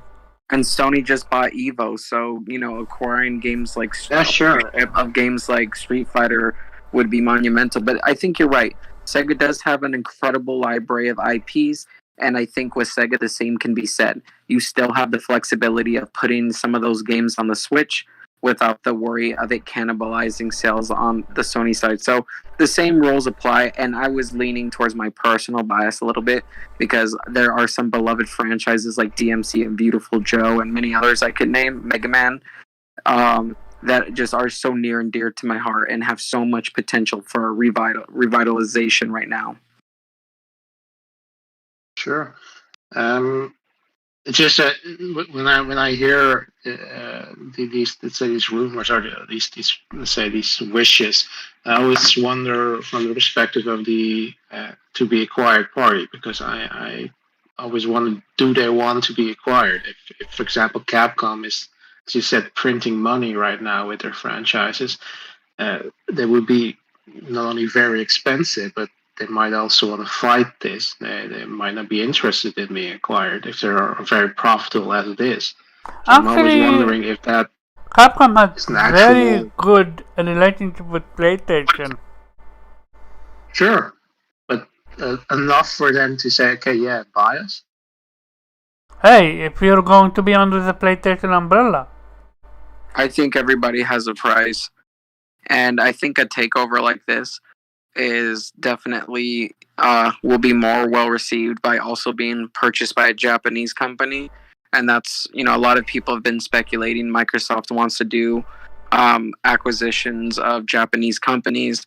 And I think a Western American based company purchasing a Japanese company, I think you would see an exodus of talent for sure. Because I feel like they might feel they're too disconnected and they don't want to be under an American company overseeing them. So I think that's an obstacle you would see more so if Microsoft makes acquisitions of Japanese companies, but I think it won't be as with vitriol if it was Sony purchasing some of these Japanese-based companies. And I don't even think it's a think. I think it's a fact that you would see the considerable exodus from a lot of these companies for something like that.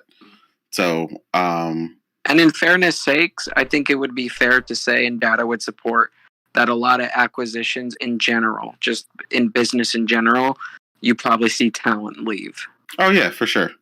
I agree that I think it would be worse with Microsoft doing that. I mean, it in all honesty, my opinion on the acquisitions period would be ultimately, I think all three of those companies sit well third party, and I would prefer for some of these major publishers to remain in that third party space to keep it healthy. I hate the acquisition war personally. I wish that we didn't. Okay, so here's the thing with the acquisition war. It was never a bad thing until the whole ZeniMax happened. Why is that a bad thing? Mainly I understand that for one simple reason. Acquisition was more focused on organic growth. And then all of a sudden, yeah, Microsoft is not the first one to do it, but in my opinion, and I can be wrong, the first one that they are to do it between Microsoft and PlayStation. Like I don't see PlayStation. We have yet to see PlayStation doing what Microsoft did. And but we're going to. yeah, we Okay, hold on. I will put a caveat in this. The one instance where I do not wish for them to remain third party, and I would want PlayStation to buy all the shit out of these people, is if the reason for this move is because you're looking at, and I don't even, like I said, this was something we got into where you would have to look at like Japanese law and monopolies and a bunch of other stuff, antitrust. Like there's a bunch of back and forth when it comes to going back and forth between our laws versus theirs. Not to mention, the honor and other stuff that's a factor in Japanese companies. But if the reason for this, and that's ultimately what's coming to fruition, is to prevent companies like Amazon and Google and so on and so forth to not buy these companies, then yeah, go ham. Like that's I don't want none of them anywhere near these properties. So if that's the alternative as to why this is happening, then I'm like, all right, PlayStation full send. Yeah, and I think we're at that point, like Omar was saying. I agree with Omar. The ZeniMax purchase was probably the catalyst for this acquisition war, especially for acquisitions that aren't considered organic. Oh, for sure. If I could touch on one thing, Omar, and then because it's around this conversation, one of the topics of the spaces I hosted this morning was acquisitions, but mostly centered around Take-Two and Grand Theft Auto. And while I'm not a fan of this acquisition war, specifically related to the rumors that suggest the Take-Two acquisition from Microsoft, no chance in hell. No chance in hell. Yeah. I agree, but for the sake of this situation, let's say it is an option. In the topic of my spaces, we were talking about how we were bothered because we believe that a franchise of the juggernaut of GTA 5 should not be limited to any console whatsoever, that no gamer should be deprived from that experience, and that there were just some brands that were just off limits. And this is just an opinion-based piece. What is your take on that? Would you be cool with Sony buying Take-Two and getting Grand Theft Auto and locking it to their console? Or do you feel that some franchises should just not be touched and enjoyed by everybody everywhere? I am not gonna say anything about that in the sense of I can say literally right now and I don't want what's called GTA to be Microsoft exclusive because that's gonna be cut off for PlayStation, and next day we can hear PlayStation but Square and this studio. So acquisition are gonna be acquisition. However, I genuinely don't see Take-Two selling for Microsoft. He literally came out with a statement that said that he is not a fan of subscription services. So to then go around, also you're literally gonna lose one of your biggest revenue stream, which is PlayStation. I genuinely can see that happening. But go ahead, who wanna give his opinion? Nate? Well, yeah. No, I was saying as far as the acquisition goes, and like he was saying that stuff, I genuinely do think so. I think they should be off limits in the regards to what that publisher third party wants to do with the franchise. So like you said with GTA and stuff in its current state should do exactly what the hell it's doing.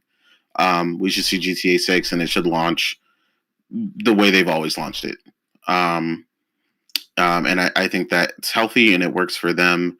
And I think that they should continue to do that. Take-Two is also bigger than a lot of people remember, which this happens with publishers, which is a big reason, like you said, why the catalyst was that ZeniMax purchase. Because most people, to tell you the truth, and it took weeks for some people to realize this. Most people still have no idea how many game developers were under that company. Like, people still are like, wait, that's a whole company? That's a different dev? I think Rockstar alone has 3,000 devs. Yeah, like their stuff is insane. But you're talking about under them, like some of the biggest, franchises to ever come out. I mean, they do massive projects. So I think people underestimate what that could do and the fluctuation and changes that could happen. And yeah, my whole thing is for all of these companies to remain healthy third party. Now, the one thing I don't have a problem with is ultimately, because a lot of people assume that this always comes up, because people were talking about Final Fantasy 16, and I'm like, okay, this company has a long-standing history with them. They've clearly, worked on whatever they want to do. The company has a lot of people think Square is financially more available than they are, and they often make a lot of decisions to cut costs and maximize profit.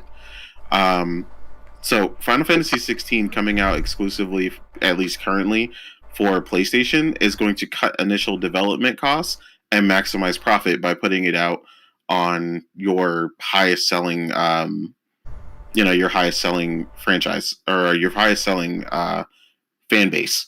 And then, of course, it'll probably be on PC or something. I don't really know if that came out, but that's why they often do that kind of stuff. A lot of people think that they just like, oh, well, they don't care about us over here at Xbox and stuff like that. And I'm like, business doesn't have feelings.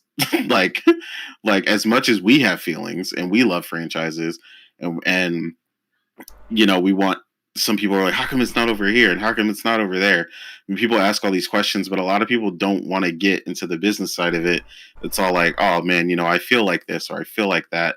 And it was the same thing recently with Tales of Arise. So Tales of Arise, I already knew it was going to do wonderful. And a lot of people were excited to get to purchase it on, their platform of choice if it was Xbox. And then someone asked, how come they don't just put all the rest of them out? And I was like, well, that's not like that's not a button press. Like, a lot of people have a really strong misconception about how easy, air quotes, game development is. And it's like, look, if it was easy, we'd all be working for these companies. We're not. It's not easy. Like, no matter what you think, no matter how close it is to said other architecture, it is not that easy to port a game. It costs money, time, development, and headaches, like, to do anything, to make anything in these games move.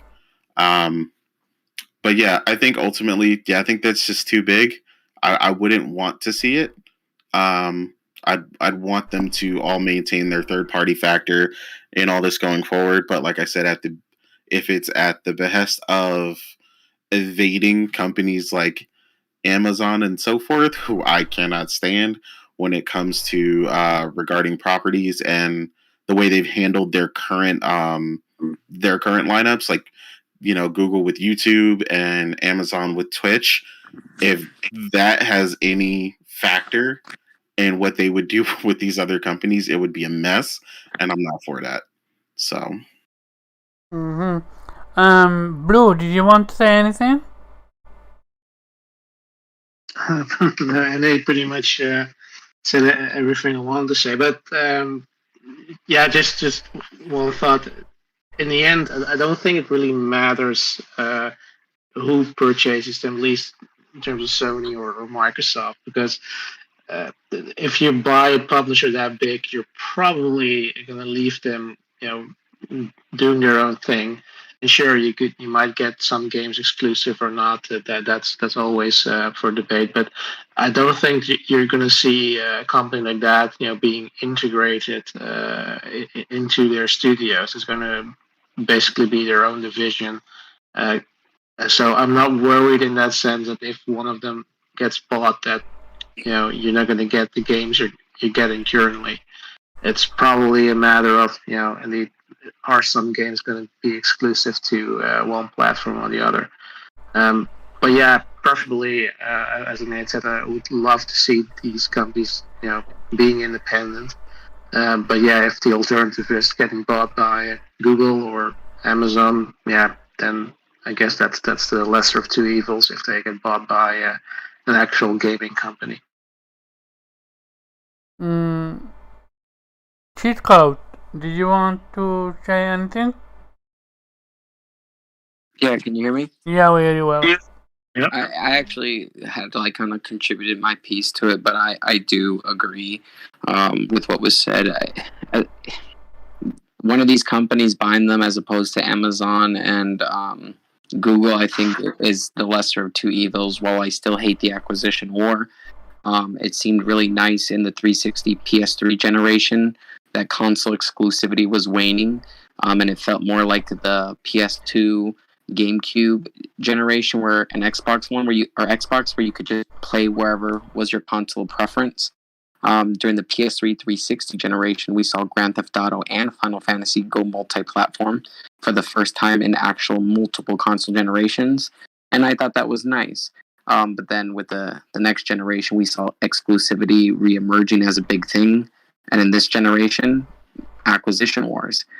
Which is like exclusivity, essentially heightened on a grander scale. But I don't love it.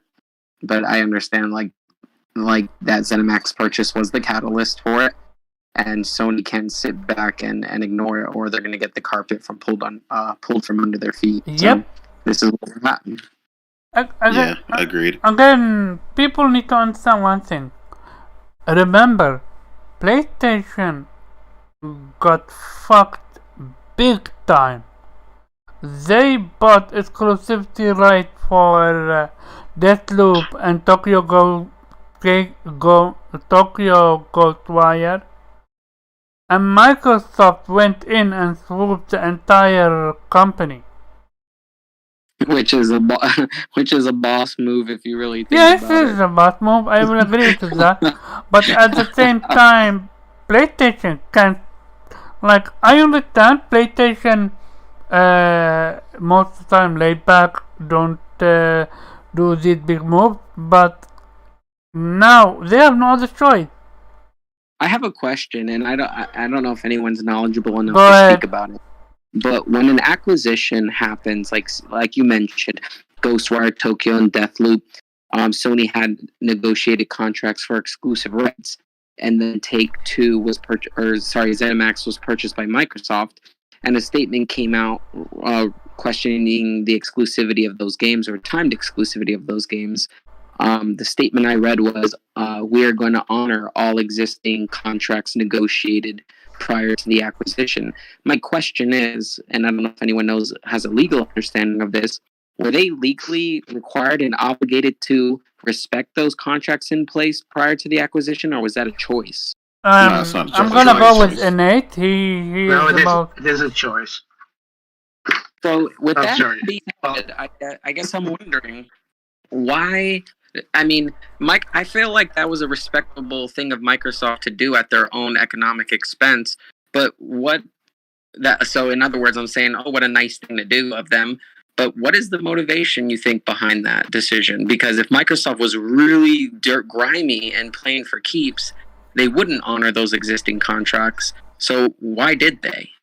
The reason I say it's a choice is because I had to investigate for work a time ago about licensing agreements, and it turns out that if a company is, for example, bought by that offers software licenses, it's bought by another company, they don't have to honor existing licensing agreements, so they could one-sidedly terminate those because of an acquisition. So I don't think Microsoft had to have honored those deals, but I think there was a distinct possibility that either they had to, pay a lot of money, refund a lot of money of Sony, or Sony might have become litigious and sued them for it. And they probably wanted to avoid that. So I don't think it was entirely out of the kindness or the goodness of their heart. But I think legally they weren't required to do it, but there might have been consequences for them if they hadn't done it. would they, if let's say they chose not to follow through, could PlayStation have sued them or no? Yes, of course. But that's And what I meant by they didn't have a choice was that if you want a whole mess and you want to try to be petty, you know what I'm saying, you're gonna pay for it majorly. Are you? What? I can't hear you. Maybe it's on my end. 1 second. But that's why I was saying it wasn't a choice. You guys can hear me though, right? Yeah, I can hear you. Yeah, that's why I was saying it wasn't a choice in that regard ultimately. But I know what you're talking about. So, for instance, I'm an application support engineer.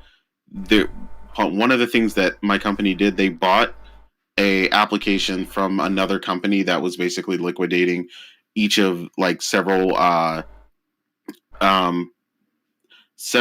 applications that they licensed out, right? So we were no longer obligated to specifically support any of the licenses that they had prior, but that was like a licensing agreement in that regard for that application. But in this instance, with the licensing software for the deals that were in place with those companies, when they're actually already done, like they can't just like null them, is what I was saying. So like that would like the amount of gymnastics they would have literally had to find a loophole. And don't get me wrong, I still think they were looking for it. But I mean, these contracts are ironclad for a reason because I mean the lawyers that these people have are like on a level that you never want to ever deal with. So yeah, I mean, yeah, trust me, if they could have just broke the shit out of it, yeah, they would have. But yeah, they had to honor those to a degree. And they're going to honor them up until the very minimum, and then they're going to break them, and go full in, which is why everything thereafter is going to be exclusive. Yeah, that's why I never understood this whole Microsoft's nice and they honored that and was gonna honor. No, you literally were going to be sued. Also, yeah, I'm gonna tell you firsthand. Microsoft don't play nice, fam. Exactly. And this is coming from years with Microsoft. Why would you play nice when you're a company that are trying to make money? Like I never understood that. Let me ask you this, Omar. Yeah. Do you? The previous gentleman just said, and I'm not looking at my phone right now, so I apologize. No, I'm not saying you did. I'm not saying you did. I'm just talking about people in general. Oh yeah, no, I'm making a different point. He said that we won't see Psychonauts 3 or Deathloop 2 on PlayStation installments. I think that the contracts that they plan on honoring, like Deathloop and the other one I mentioned, I think we still might see sequels on Sony consoles. I don't. Only for the titles that are currently contracted there. Because we've seen Microsoft. I know that Microsoft looks at Sony more as a direct competitor than Nintendo, and they don't consider them. But we have seen Microsoft bring Ori and Studio MDHR with Cuphead. They basically funded Cuphead to the Switch. So we have seen Microsoft putting things on the Switch. And like I said, I recognize they don't see them as a competitor like they do Sony. But I think that knowing they own the franchises, knowing they're going to reap, the company as part of the acquisition, they're going to reap the profits. I still think we might see those sequels for the games from Bethesda that did make it to the Sony side. I think we will see those sequels still. Interesting take. Oh, I agree. I think the existing franchises like Fallout and Elder Scrolls are going to end up on PlayStation because. Remember, the statement was some games are going to be exclusive, and unless we want to say that they lied or used the stupid excuse that they couldn't say anything because they were still under application of an NDA or whatever. I mean, an NDA doesn't mean that you can lie about what you're actually planning. I think they're going to be Bethesda games or ZeniMax games coming to PlayStation. It's just they're going to have some games exclusive. Is Minecraft on PlayStation? Yeah. Okay, so Minecraft is basically like Grand Theft Auto in the sense that it's basically like an entire platform on its own, right? We can agree to that. Yeah, I would also you're- give you another one, which is And Elder real quick, Omar. Scroll Online. So Yeah, so it's like their platform. So like Microsoft has kept Minecraft on every single platform, and it kind of goes back to that thing. Like, is Microsoft in the business of being a publisher and moving subscription services, or selling consoles? Because if I'm being quite honest, there's a statement on record from Microsoft saying they're willing to put Game Pass on closed platforms, but those closed platforms don't want it.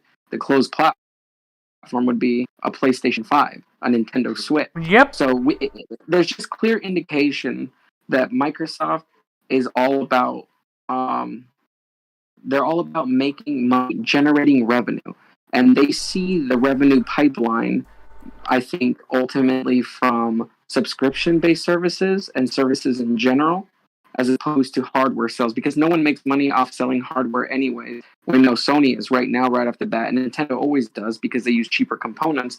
But Microsoft has always taken a hit when it comes to being profitable off console sales.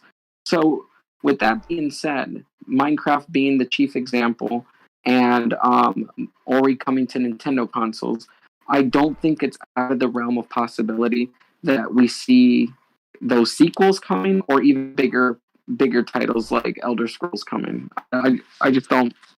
I think they're in the business of making money and they're not like buying into the I have to move consoles to do it idea. I hope you weren't trying to refute my point, because that was exactly my point. Okay. No, Okay. What's your opinion on this? And Sorry? okay is busy. Rashid, are you here? Yes, I'm here. What's And your opinion on this one? Which one? Because there's a couple of them. Yeah, no, the whole acquisition war, and do you think that Microsoft is gonna put Doom and Elder Scrolls on PlayStation, or it's going to be exclusive?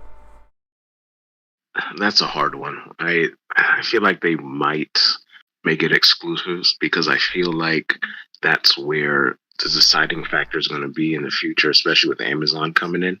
That exclusivity is going to be there. Give me a second. Shit code. Go ahead, do your outro then. Oh, yeah, sorry to cut you off. I actually do have to step away. It was a pleasure to be here. You guys educated me on some matters, and it's always good to talk with you guys. I'm so happy to be here. If you're interested in some of the ideas or thoughts I have on gaming, you can find me on Twitter at EnterCheatCode or YouTube. Once again, Omar, was great to be here as also fellow panelist. I appreciate it. Yeah, Cheat Code had to leave, so thank you for coming, and see you next time. Thanks for having me. Sorry for cutting you off, Rashid. Continue. Oh, it's no problem. Like Nate was saying before, so with like Amazon, I feel like they are so as gaming gets more popular, that I see big companies want to kind of slice of it, and I feel in gaming you have to balance creativity with making a profit, but companies like Amazon are just trying to maximize that. I feel like they'll kind of like a fire and then consume as much as they can and turn it to shit. So I hope that's not the case, but if it is, I would rather Sony and Nintendo, and we're not talking about Nintendo, but they have the most traditional idea of gaming that I like. Ideally, I want everything to stay kind of third party and then flourish. But if that's the case, then I would want Sony to grab things up. And I don't know. So I don't think Microsoft, I think they're going to make everything exclusive, so to bring people to their ecosystem. So I think that's what's going on with that. Zarek, what's your take on this one? Well, it's to me, it's a give or take. You're about a company, okay. What you gonna do with the company? I want to see games being pulled off of their minds. Their thoughts, what their thought process was making this game. New IPs or old IPs or existing IPs or whatever. they're gonna do. It's whatever for me. It's whatever they'll. If there's a good acquisition, good. If it's a bad acquisition, then they gonna have to do something about it, And hey, Sony got their acquisition on lockdown. They'll choose whoever they want to pick or whatever. Microsoft, they just need to look at their what they got and help them out, in a way where give them complete freedom in making games. They say they got freedom, but I don't think so. I think that there are things that need to be talked about. What quality games are you trying to pull out? It just, to me, it just needs improvements. And I love Halo. I do love Halo, and I hope they improve on it. But I'm just gonna leave it like that, man. They need help. Their studio, acquisition, what they got, they need to improve in gaming, man. And that's all I got, man. So you'd rather them work on what they have with the current acquisitions, right? And let everything else ride out, right? Okay, yeah, I got you. Okay, are you here? Yeah, I'm here. What's your opinion on this one? On the acquisition thing? Yeah, and do you believe Microsoft gonna keep it exclusive or put it on? Which games? Like just all of ZeniMax games? Yeah, no, in general. Like, do you think Elder Scroll Doom are going to go to PlayStation or stay exclusive? It's really hard to say because I know that ZeniMax, they were saying that Xbox was kind of letting them do their own thing. I don't know. I know what I would do. I mean, I would put a lot of those games as timed exclusives, but I'm not sure what I don't know what kind of moves Xbox is what they're gonna make. Because like I know a lot of people would be upset about Skyrim and other titles that are like that have been around for a long time and have huge numbers of players on all different kinds of platforms, and we know that PlayStation has one of the larger player numbers for the console, and they would be cutting out a lot of money to all of a sudden take these games and make them strictly just exclusive, even though that they probably would put it on PC as well, because the PC is synonymous. It's not Xbox, but it's synonymous with the Xbox. So I do think they would definitely put all their games on PC, but to also cut out the other consoles, that they would be taking a loss of money in that department. But I can't really say for sure if they would go completely exclusive or not. I mean, I would do timed exclusives, but that's just me. Blue, check your Twitter or DM. Okay. Well, Nate, you gave your statement, so I'm gonna give mine. Yeah, the thing is, I don't see them putting it on PlayStation for one simple reason. They literally just bought ZeniMax for content for Game Pass. Everyone know it. They know it. It's no one gonna dispute it and whatsoever. However, I truly think Xbox sees PlayStation as a competition. And yes, I am genuinely aware that Game Pass would have been on PlayStation and Nintendo if not for both of them rejecting it. Like Phil Spencer doesn't give a fuck. He is not like PlayStation. He's not like Nintendo. His focus is mainly making money. So I think if they would say put it, he would put it. He have no issue with that. So I think so. If here's the thing, it can go both ways. Let me elaborate on that. With the quote unquote, I'm gonna go with the rumors just for the sake of this explanation. Let's say PlayStation dot buy Square, dot buy Sega, dot buy Capcom. That's a revenue from Microsoft now. Yes, they don't buy the games, we all know that, blah blah blah blah blah, but still, if Microsoft want to play these games, then either they're gonna need to get a PlayStation, or the second option, we might see a trade. You give me these games, I'm gonna give you these games. And here's the thing, while it makes acquisition pointless, it actually prevents companies like Amazon and now what's their name, Netflix, grabbing these companies. Maybe the enemy of my enemy is my friend type of situation. If anyone feels any type of way or agree with me, feel free to say so.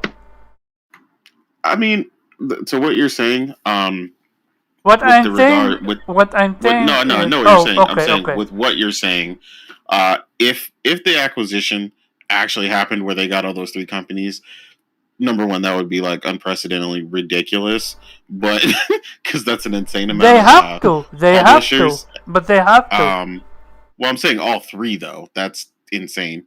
But I think that is where you will see a different mission statement from PlayStation in regards to those companies. Even though they would be brought in house as first party, I think that those, at the very least, those companies would maintain anything that was previously simultaneously released on PC will maintain that release window, because that is going to ensure that they at least get some of that revenue and keep it, because some of these companies drain a lot of money. They're not really that efficient. Square particularly is always battling like the balance of money versus creativity versus projects. They're doing a million things at once, developing their own engine. So I think that's where you'll see that kind of flip-flop mission statement where people are like, are they gonna go day and date to PC, or are they not? And I think as far as like if you saw them acquire those studios, I think in at least anyone that already does it, you will see that. Obviously games like Persona and stuff would remain exclusive. I think that would be worth it for them in that regard. But I think other games that have previously been on PC, I think will go to PC, something like Final Fantasy 16 and so forth, if that acquisition goes through. Yeah. We're gonna go and see. Yeah, go ahead, Blue. Yeah, just your interesting proposition that they're going to trade games. It's an interesting idea. I don't really see it happening, but well, stranger things have happened. You do touch upon that point we also made, that these acquisitions are also in part of fear of Google and Amazon trying to get into gaming, and this might indeed be sort of a gatekeeping activity of these companies to ensure that they will remain the big players, and they're not letting in these trillion-dollar companies trying to basically take over the gaming space. So in that regard, whether you're Xbox, PlayStation, or Nintendo for that matter, I'd say it's probably better if it stays in the hands of the active players in the market, and not go to people who have no clue what they're doing. Agreed. We're gonna wait and see, and from there I will go. The next topic is such a nothing burger, but I just wanna I actually disagree with you, Nate, that you said that we're gonna take a long time to discover the truth in this. We don't, because it's a nothing burger. Which is Jim Ryan's statement how he wants more people to play it game. Something like 10 million or something? What did he say exactly? He said tens of millions. Then he went on and said hundreds of millions. Yeah, okay. I need to mm, to explain something why it's a nothing burger. This is not Phil Spencer. What I mean by that is we are not gonna do when Phil Spencer says something, it means something totally different. We're not gonna do that. If a person says, I'm gonna eat your lunch, we're not gonna think, okay, so this person might eat your lunch, this person want a lunch. No, basic English, he's going to eat your lunch. Simple story. Jim Ryan never once uttered the word, we're gonna put our game day and date on PC. Like, why would you even think that? Here's why. Because you want for it to happen. Which means you care about PlayStation games. Which means PlayStation did a good job creating these games. Am I the only one that's thinking people need to understand you gotta take a person at his word and not what he's quote unquote going to mean?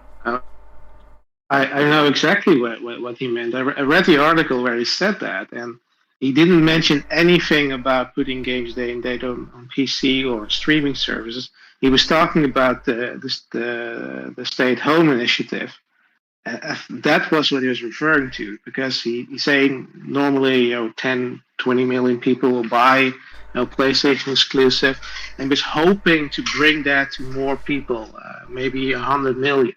But he was talking in the context of that Play at Home initiative, where people basically get the game for free. So they normally wouldn't have bought it, but they can play it because they get it for free. And I think that's the thing that he was referring to, and nothing else. If you read the article, that's basically it. I mean, everything else is just trying to put your own spin on it. But if you just purely base it on what was mentioned there, he was referring to that, and that's all.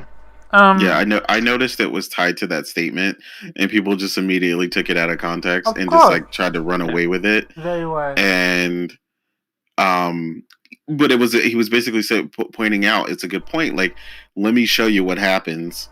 Like, we gave this away for free and hit 60 million, and we have 100+ million people who own the system. So he's like, look at what we did to a fan base that had 100+ million out there, and we still only hit 60 million. So like, people could have got it for free, and a lot of people still didn't. Explain why he wants to reach 100 million people. Because he wants to give free shit. Here is the thing. This is why I said, I told you in DM. This is a nothing burger, and we are not gonna take long to talk about it because we're not here for that bullshit. Okay, what's your opinion? Yeah, I read the whole article too, and he said nothing. He gave there was no notion, just no hint of anything about him talking about PC. He was just talking about how he wants almost like the gaming industry itself to be as big as the movie and music industry, to where like right now, like he said, PlayStation's only doing millions, and he wants like tens of millions, and he wants to reach hundreds of millions. But he didn't say how he would want to reach that. And I think people were reading into what he was saying about reaching hundreds of millions by thinking the only way to do that would be to put games on PC. And they even asked him, well, to reach those hundreds of millions, how would you want that to happen? and he pretty much said he wanted it to happen organically, naturally, and that doesn't necessarily mean to go full on day and date on PC. Yeah, I will add to that is someone, what's his name? Shout out to Persona, Game with Persona and J Body. They had Sean Layden a week ago on their show, or 2 weeks now. And one of the statements that Sean Layden made is he don't see PlayStation going day and date anytime soon. Why would they? Right. Like, they're literally the shit code left, but Prince made a very interesting. First of all, Blue, mute your mic. You have the ticking sound. Tick tick tick tick tick tick. Oh, sorry. Yeah. A cheat code left, and I wanted to say something, which is we were having a conversation about PlayStation buying studios, and something that Prince said that was fascinating to me. And Nate, maybe you can elaborate if he's wrong or right. Prince said that PlayStation bought Housemarque with Last of Us 2 money sales. Like, what's your opinion on that? I mean, I could see that. I mean, it fits around the time frame and the amount of sales. It was one of the most successful launches they've ever had, and I mean, it sold in record number at a record pace. So, I mean, I definitely don't see that being incorrect. I mean, the game sales exceeded operating costs, by millions of dollars immediately. So yeah, I don't think he's wrong on that. They're gonna lose that money if they go day and date. Oh yeah. But if they were to go day and date, yeah, they would lose that. There's one thing we want to get straight for sure. Potential sales is not guaranteed sales. People have this big myth that like PC gamers are like buying tens of millions of games or whatnot, and if you just give us these games, we'll just support them like you never believed. And it's like, no, that's not the case. You'll get some sales, but the way they've done it so far is honestly your best way to maximize sales. They've released in Windows, where usually PC's starving for AAA content, and PlayStation delivers some of the best AAA content in the industry, period. And that is acknowledged across the board, as long as you're not a fanboy. That's just a period factor. Like I said, including the guy I told you I was talking to, that tried to. I'm cool with him, but he got an RTX 3080 and he wants everything day and date on PC. And he goes, it wouldn't harm PlayStation. And I'm like, but it would, because you have a PlayStation 5 right now. You love Returnal. You love all these games. And matter of fact, what's going to happen is if Returnal does come, you're going to buy it again. So guess what? They got your PlayStation 5 sale. They got your secondary controller sale. They got your Returnal sale on PS5. And now they're going to get you again on PC if it comes to PC. So why should I give you the game for me to lose all those other sales and you to just support my game on PC day one? Hey, I shouldn't. It shows you how much they love PlayStation, huh? Exactly. PlayStation knows what they're doing, man. Yep. In that regard, and they need to continue just the way they've been doing. And what I'm saying? Let them starve for a little bit. Let them get hungry. Let them get real hungry. While we over here eating, and then be like, you know what? I got something for you. Here's Uncharted 3. Here you go. Yeah. Right. And there's a lot of PC players that only have a PlayStation because PlayStation keeps their games exclusive to that console. Yep. Exactly. I literally the conversation that I had with you, Nate, is it okay for me to share? Yeah, go for it, man. Yeah, I need to make sure, because you know me. I literally had today a conversation with Nate about PlayStation and day to PC. He said it. If PlayStation goes day and date, why would I need my PlayStation for? and this dude have a 3080 on his PC, so he's golden. All he We have needs two of them actually. We have two RTX 3080 PCs. exactly like you're more than golden. You're gonna have your games on PC for PlayStation, Xbox, and Switch via emulation if you care about that. Like you're gonna be more than golden. And that's the biggest negative putting your game day and day on PC. Among the sales that you're gonna lose, you're gonna also lose sales because of piracy. Oh yeah, for sure. Horizon Zero Dawn, despite a decent amount of sales, was paled in comparison to how much it got pirated. Yep. Right. Okay, were you finished or? Oh no, I was gonna say also the day and date on PC thing. Is the reason why I don't have an Xbox. I mean, it's one of the reasons why I don't have an Xbox because I can go play it on a gaming laptop. You know.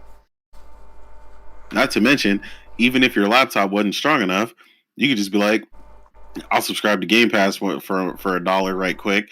You know, put it on the cloud, and then I'll just play it that way, and I'll still play it on my laptop, even though technically your laptop isn't even strong enough to play the game. You'll just play it via the cloud, and then you'll be done with it, and then you're done. You still don't need an Xbox. Yep. Either way. Go ahead, finish your point. Okay. Oh no, that's it. Okay, Rashid. I think they touched on all the points that PlayStation knows what they're doing, and that's why we won't see day and date anytime soon, if that's. Rek. Well,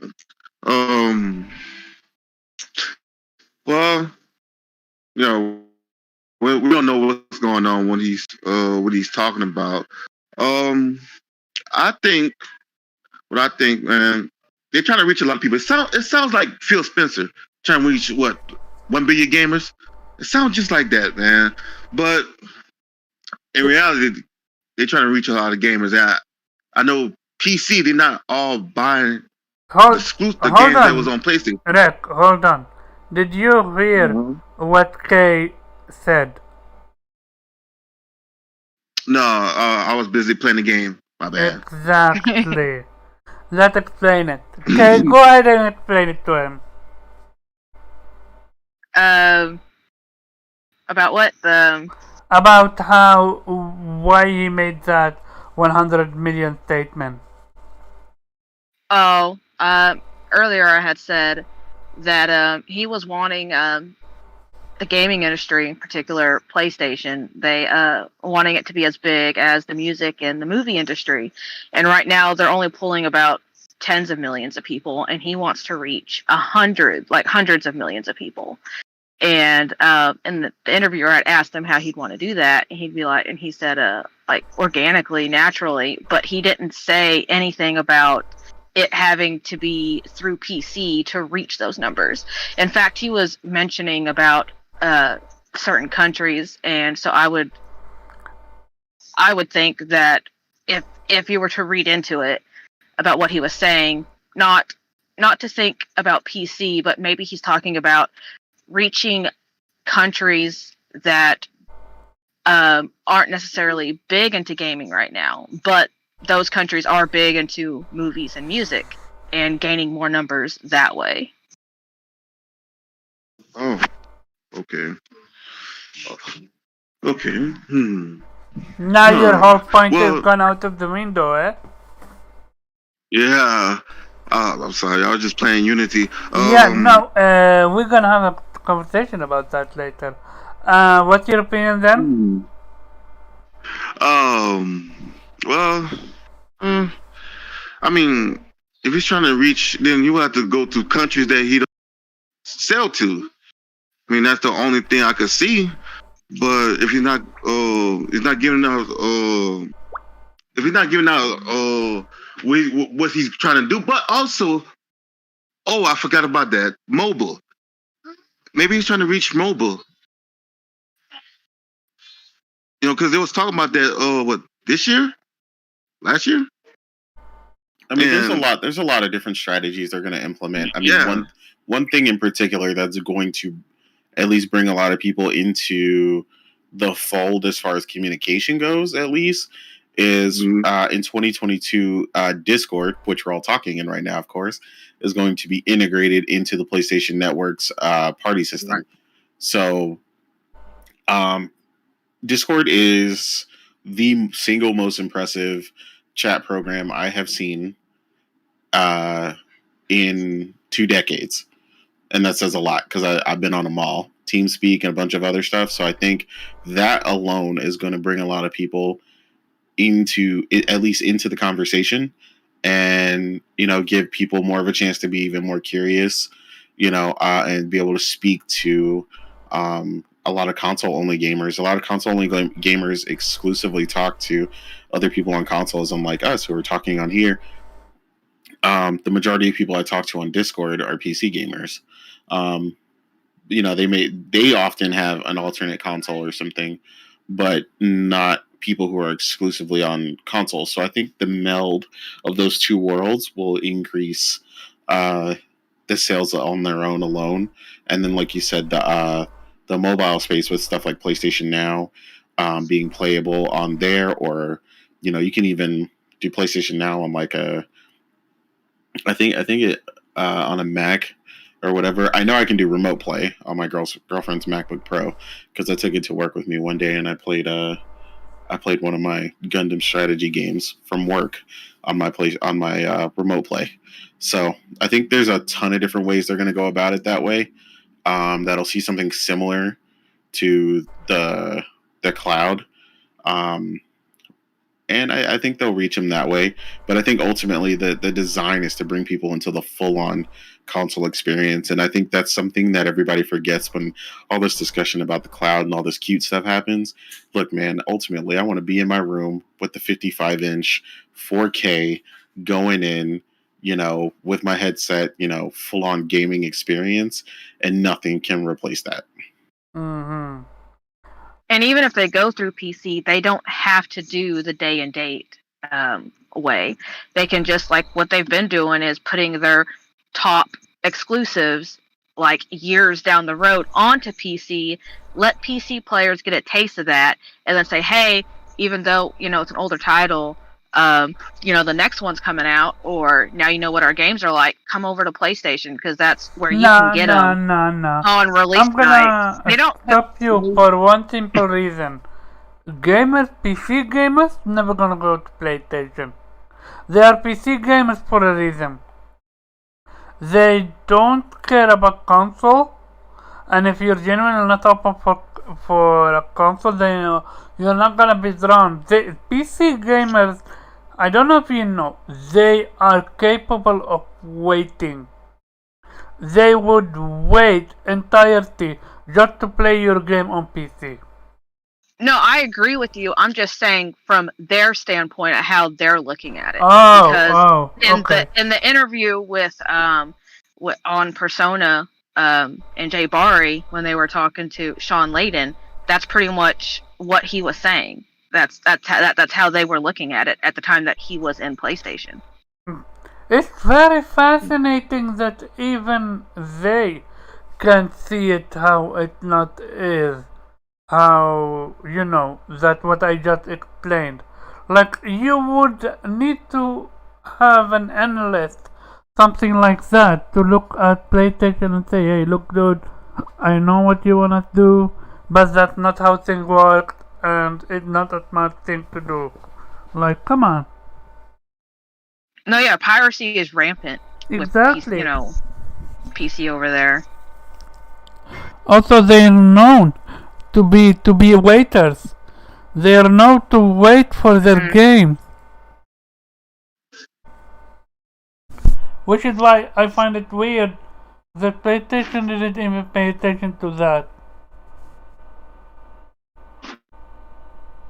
I had 2 more topics, which one is Jim Ryan's statement about Middle East. That rubbed me the wrong way. and the other one is but the other one, so then I wanted to switch it to into why are big big people like Phil Spencer and Jim Ryan, why do they always shoot themselves in the foot? But we're gonna move that to next week. It's almost time, so we're gonna have room for a small game, a small topic. Blue, what's the first game you ever played? The first game I ever played. I think it was called Metagalactic Llamas from Outer Space. It was a Commodore 64 game on my dad's Commodore. Okay. N8 is... It's the first one I remember. Okay. N8 is busy, so he's gone. Okay. First game I've ever played. The very, very first game. I can't remember the name of it, but it's some kids game on the PC. Mm-hmm. I would say my first real game as like a gamer though would be like on the PlayStation 1. Man, I can't say one particular game, but like just PlayStation 1 era, like Tony Hawk, Spyro, Ape Escape, Mm-hmm. Resident Evil. Twisted Metal?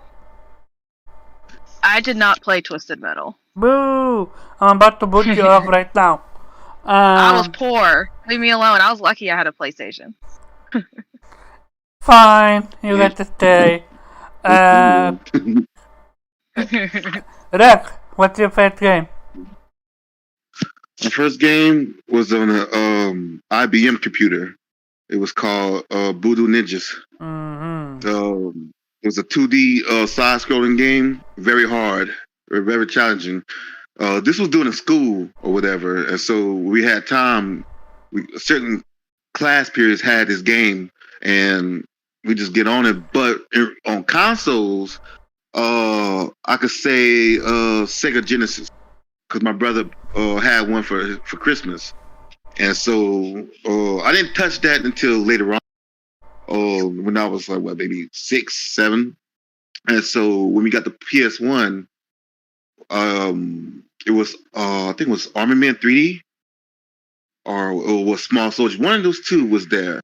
And my first game I saw on PlayStation was Twisted Metal 2.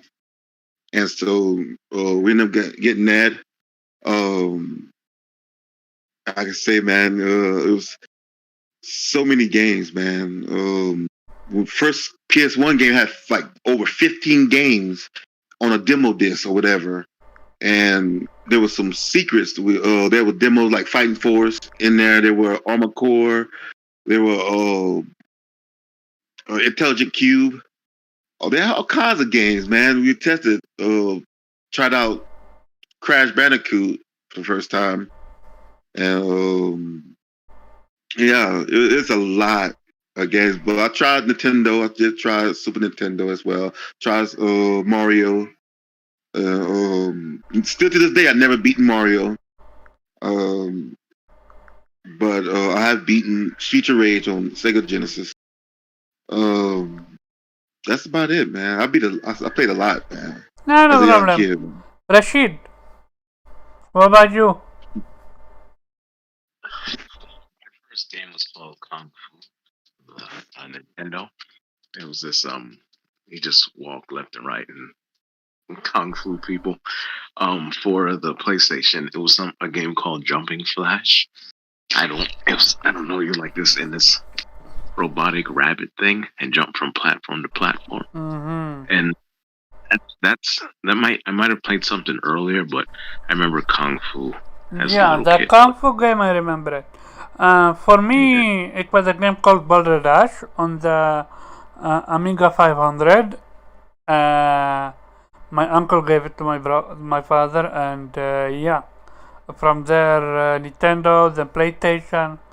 The first game on PlayStation I remember my uncle playing two games, Final Fantasy. Well, I don't know if he plays that game on Sega Saturn or PlayStation. Which two?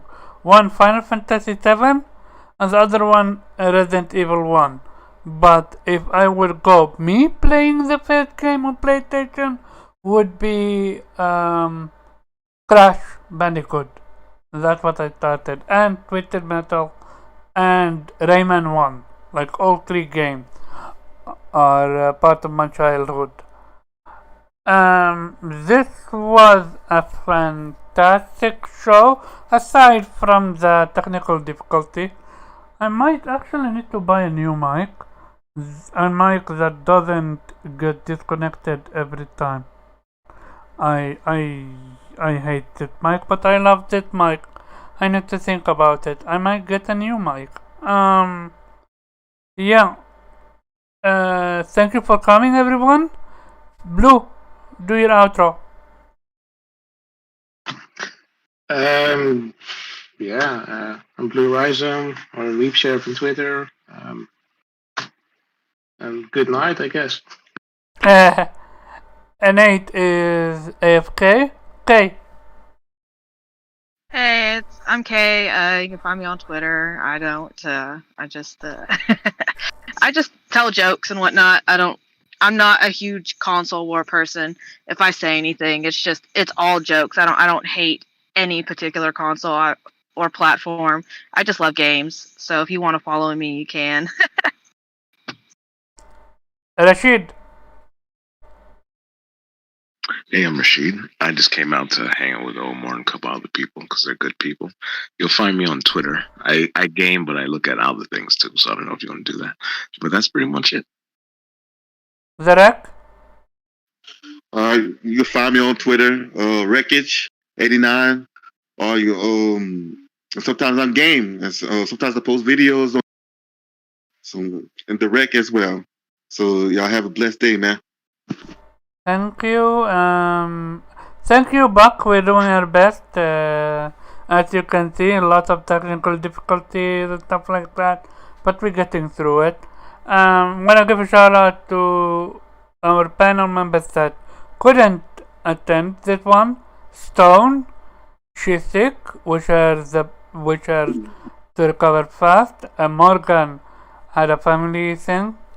Next week she is back with us. And Rice had a family thing as well. Hopefully next thing will be back with us as well. This was episode 3 of the book. I'm Kahraba or Omar, and you can find me at Kahraba_Shahab on Twitter. And yeah, right now, what's her name? Achel Luca is streaming, so feel free to go to her space, to her YouTube channel, and yeah, enjoy the show. Take care, everyone. See you next time.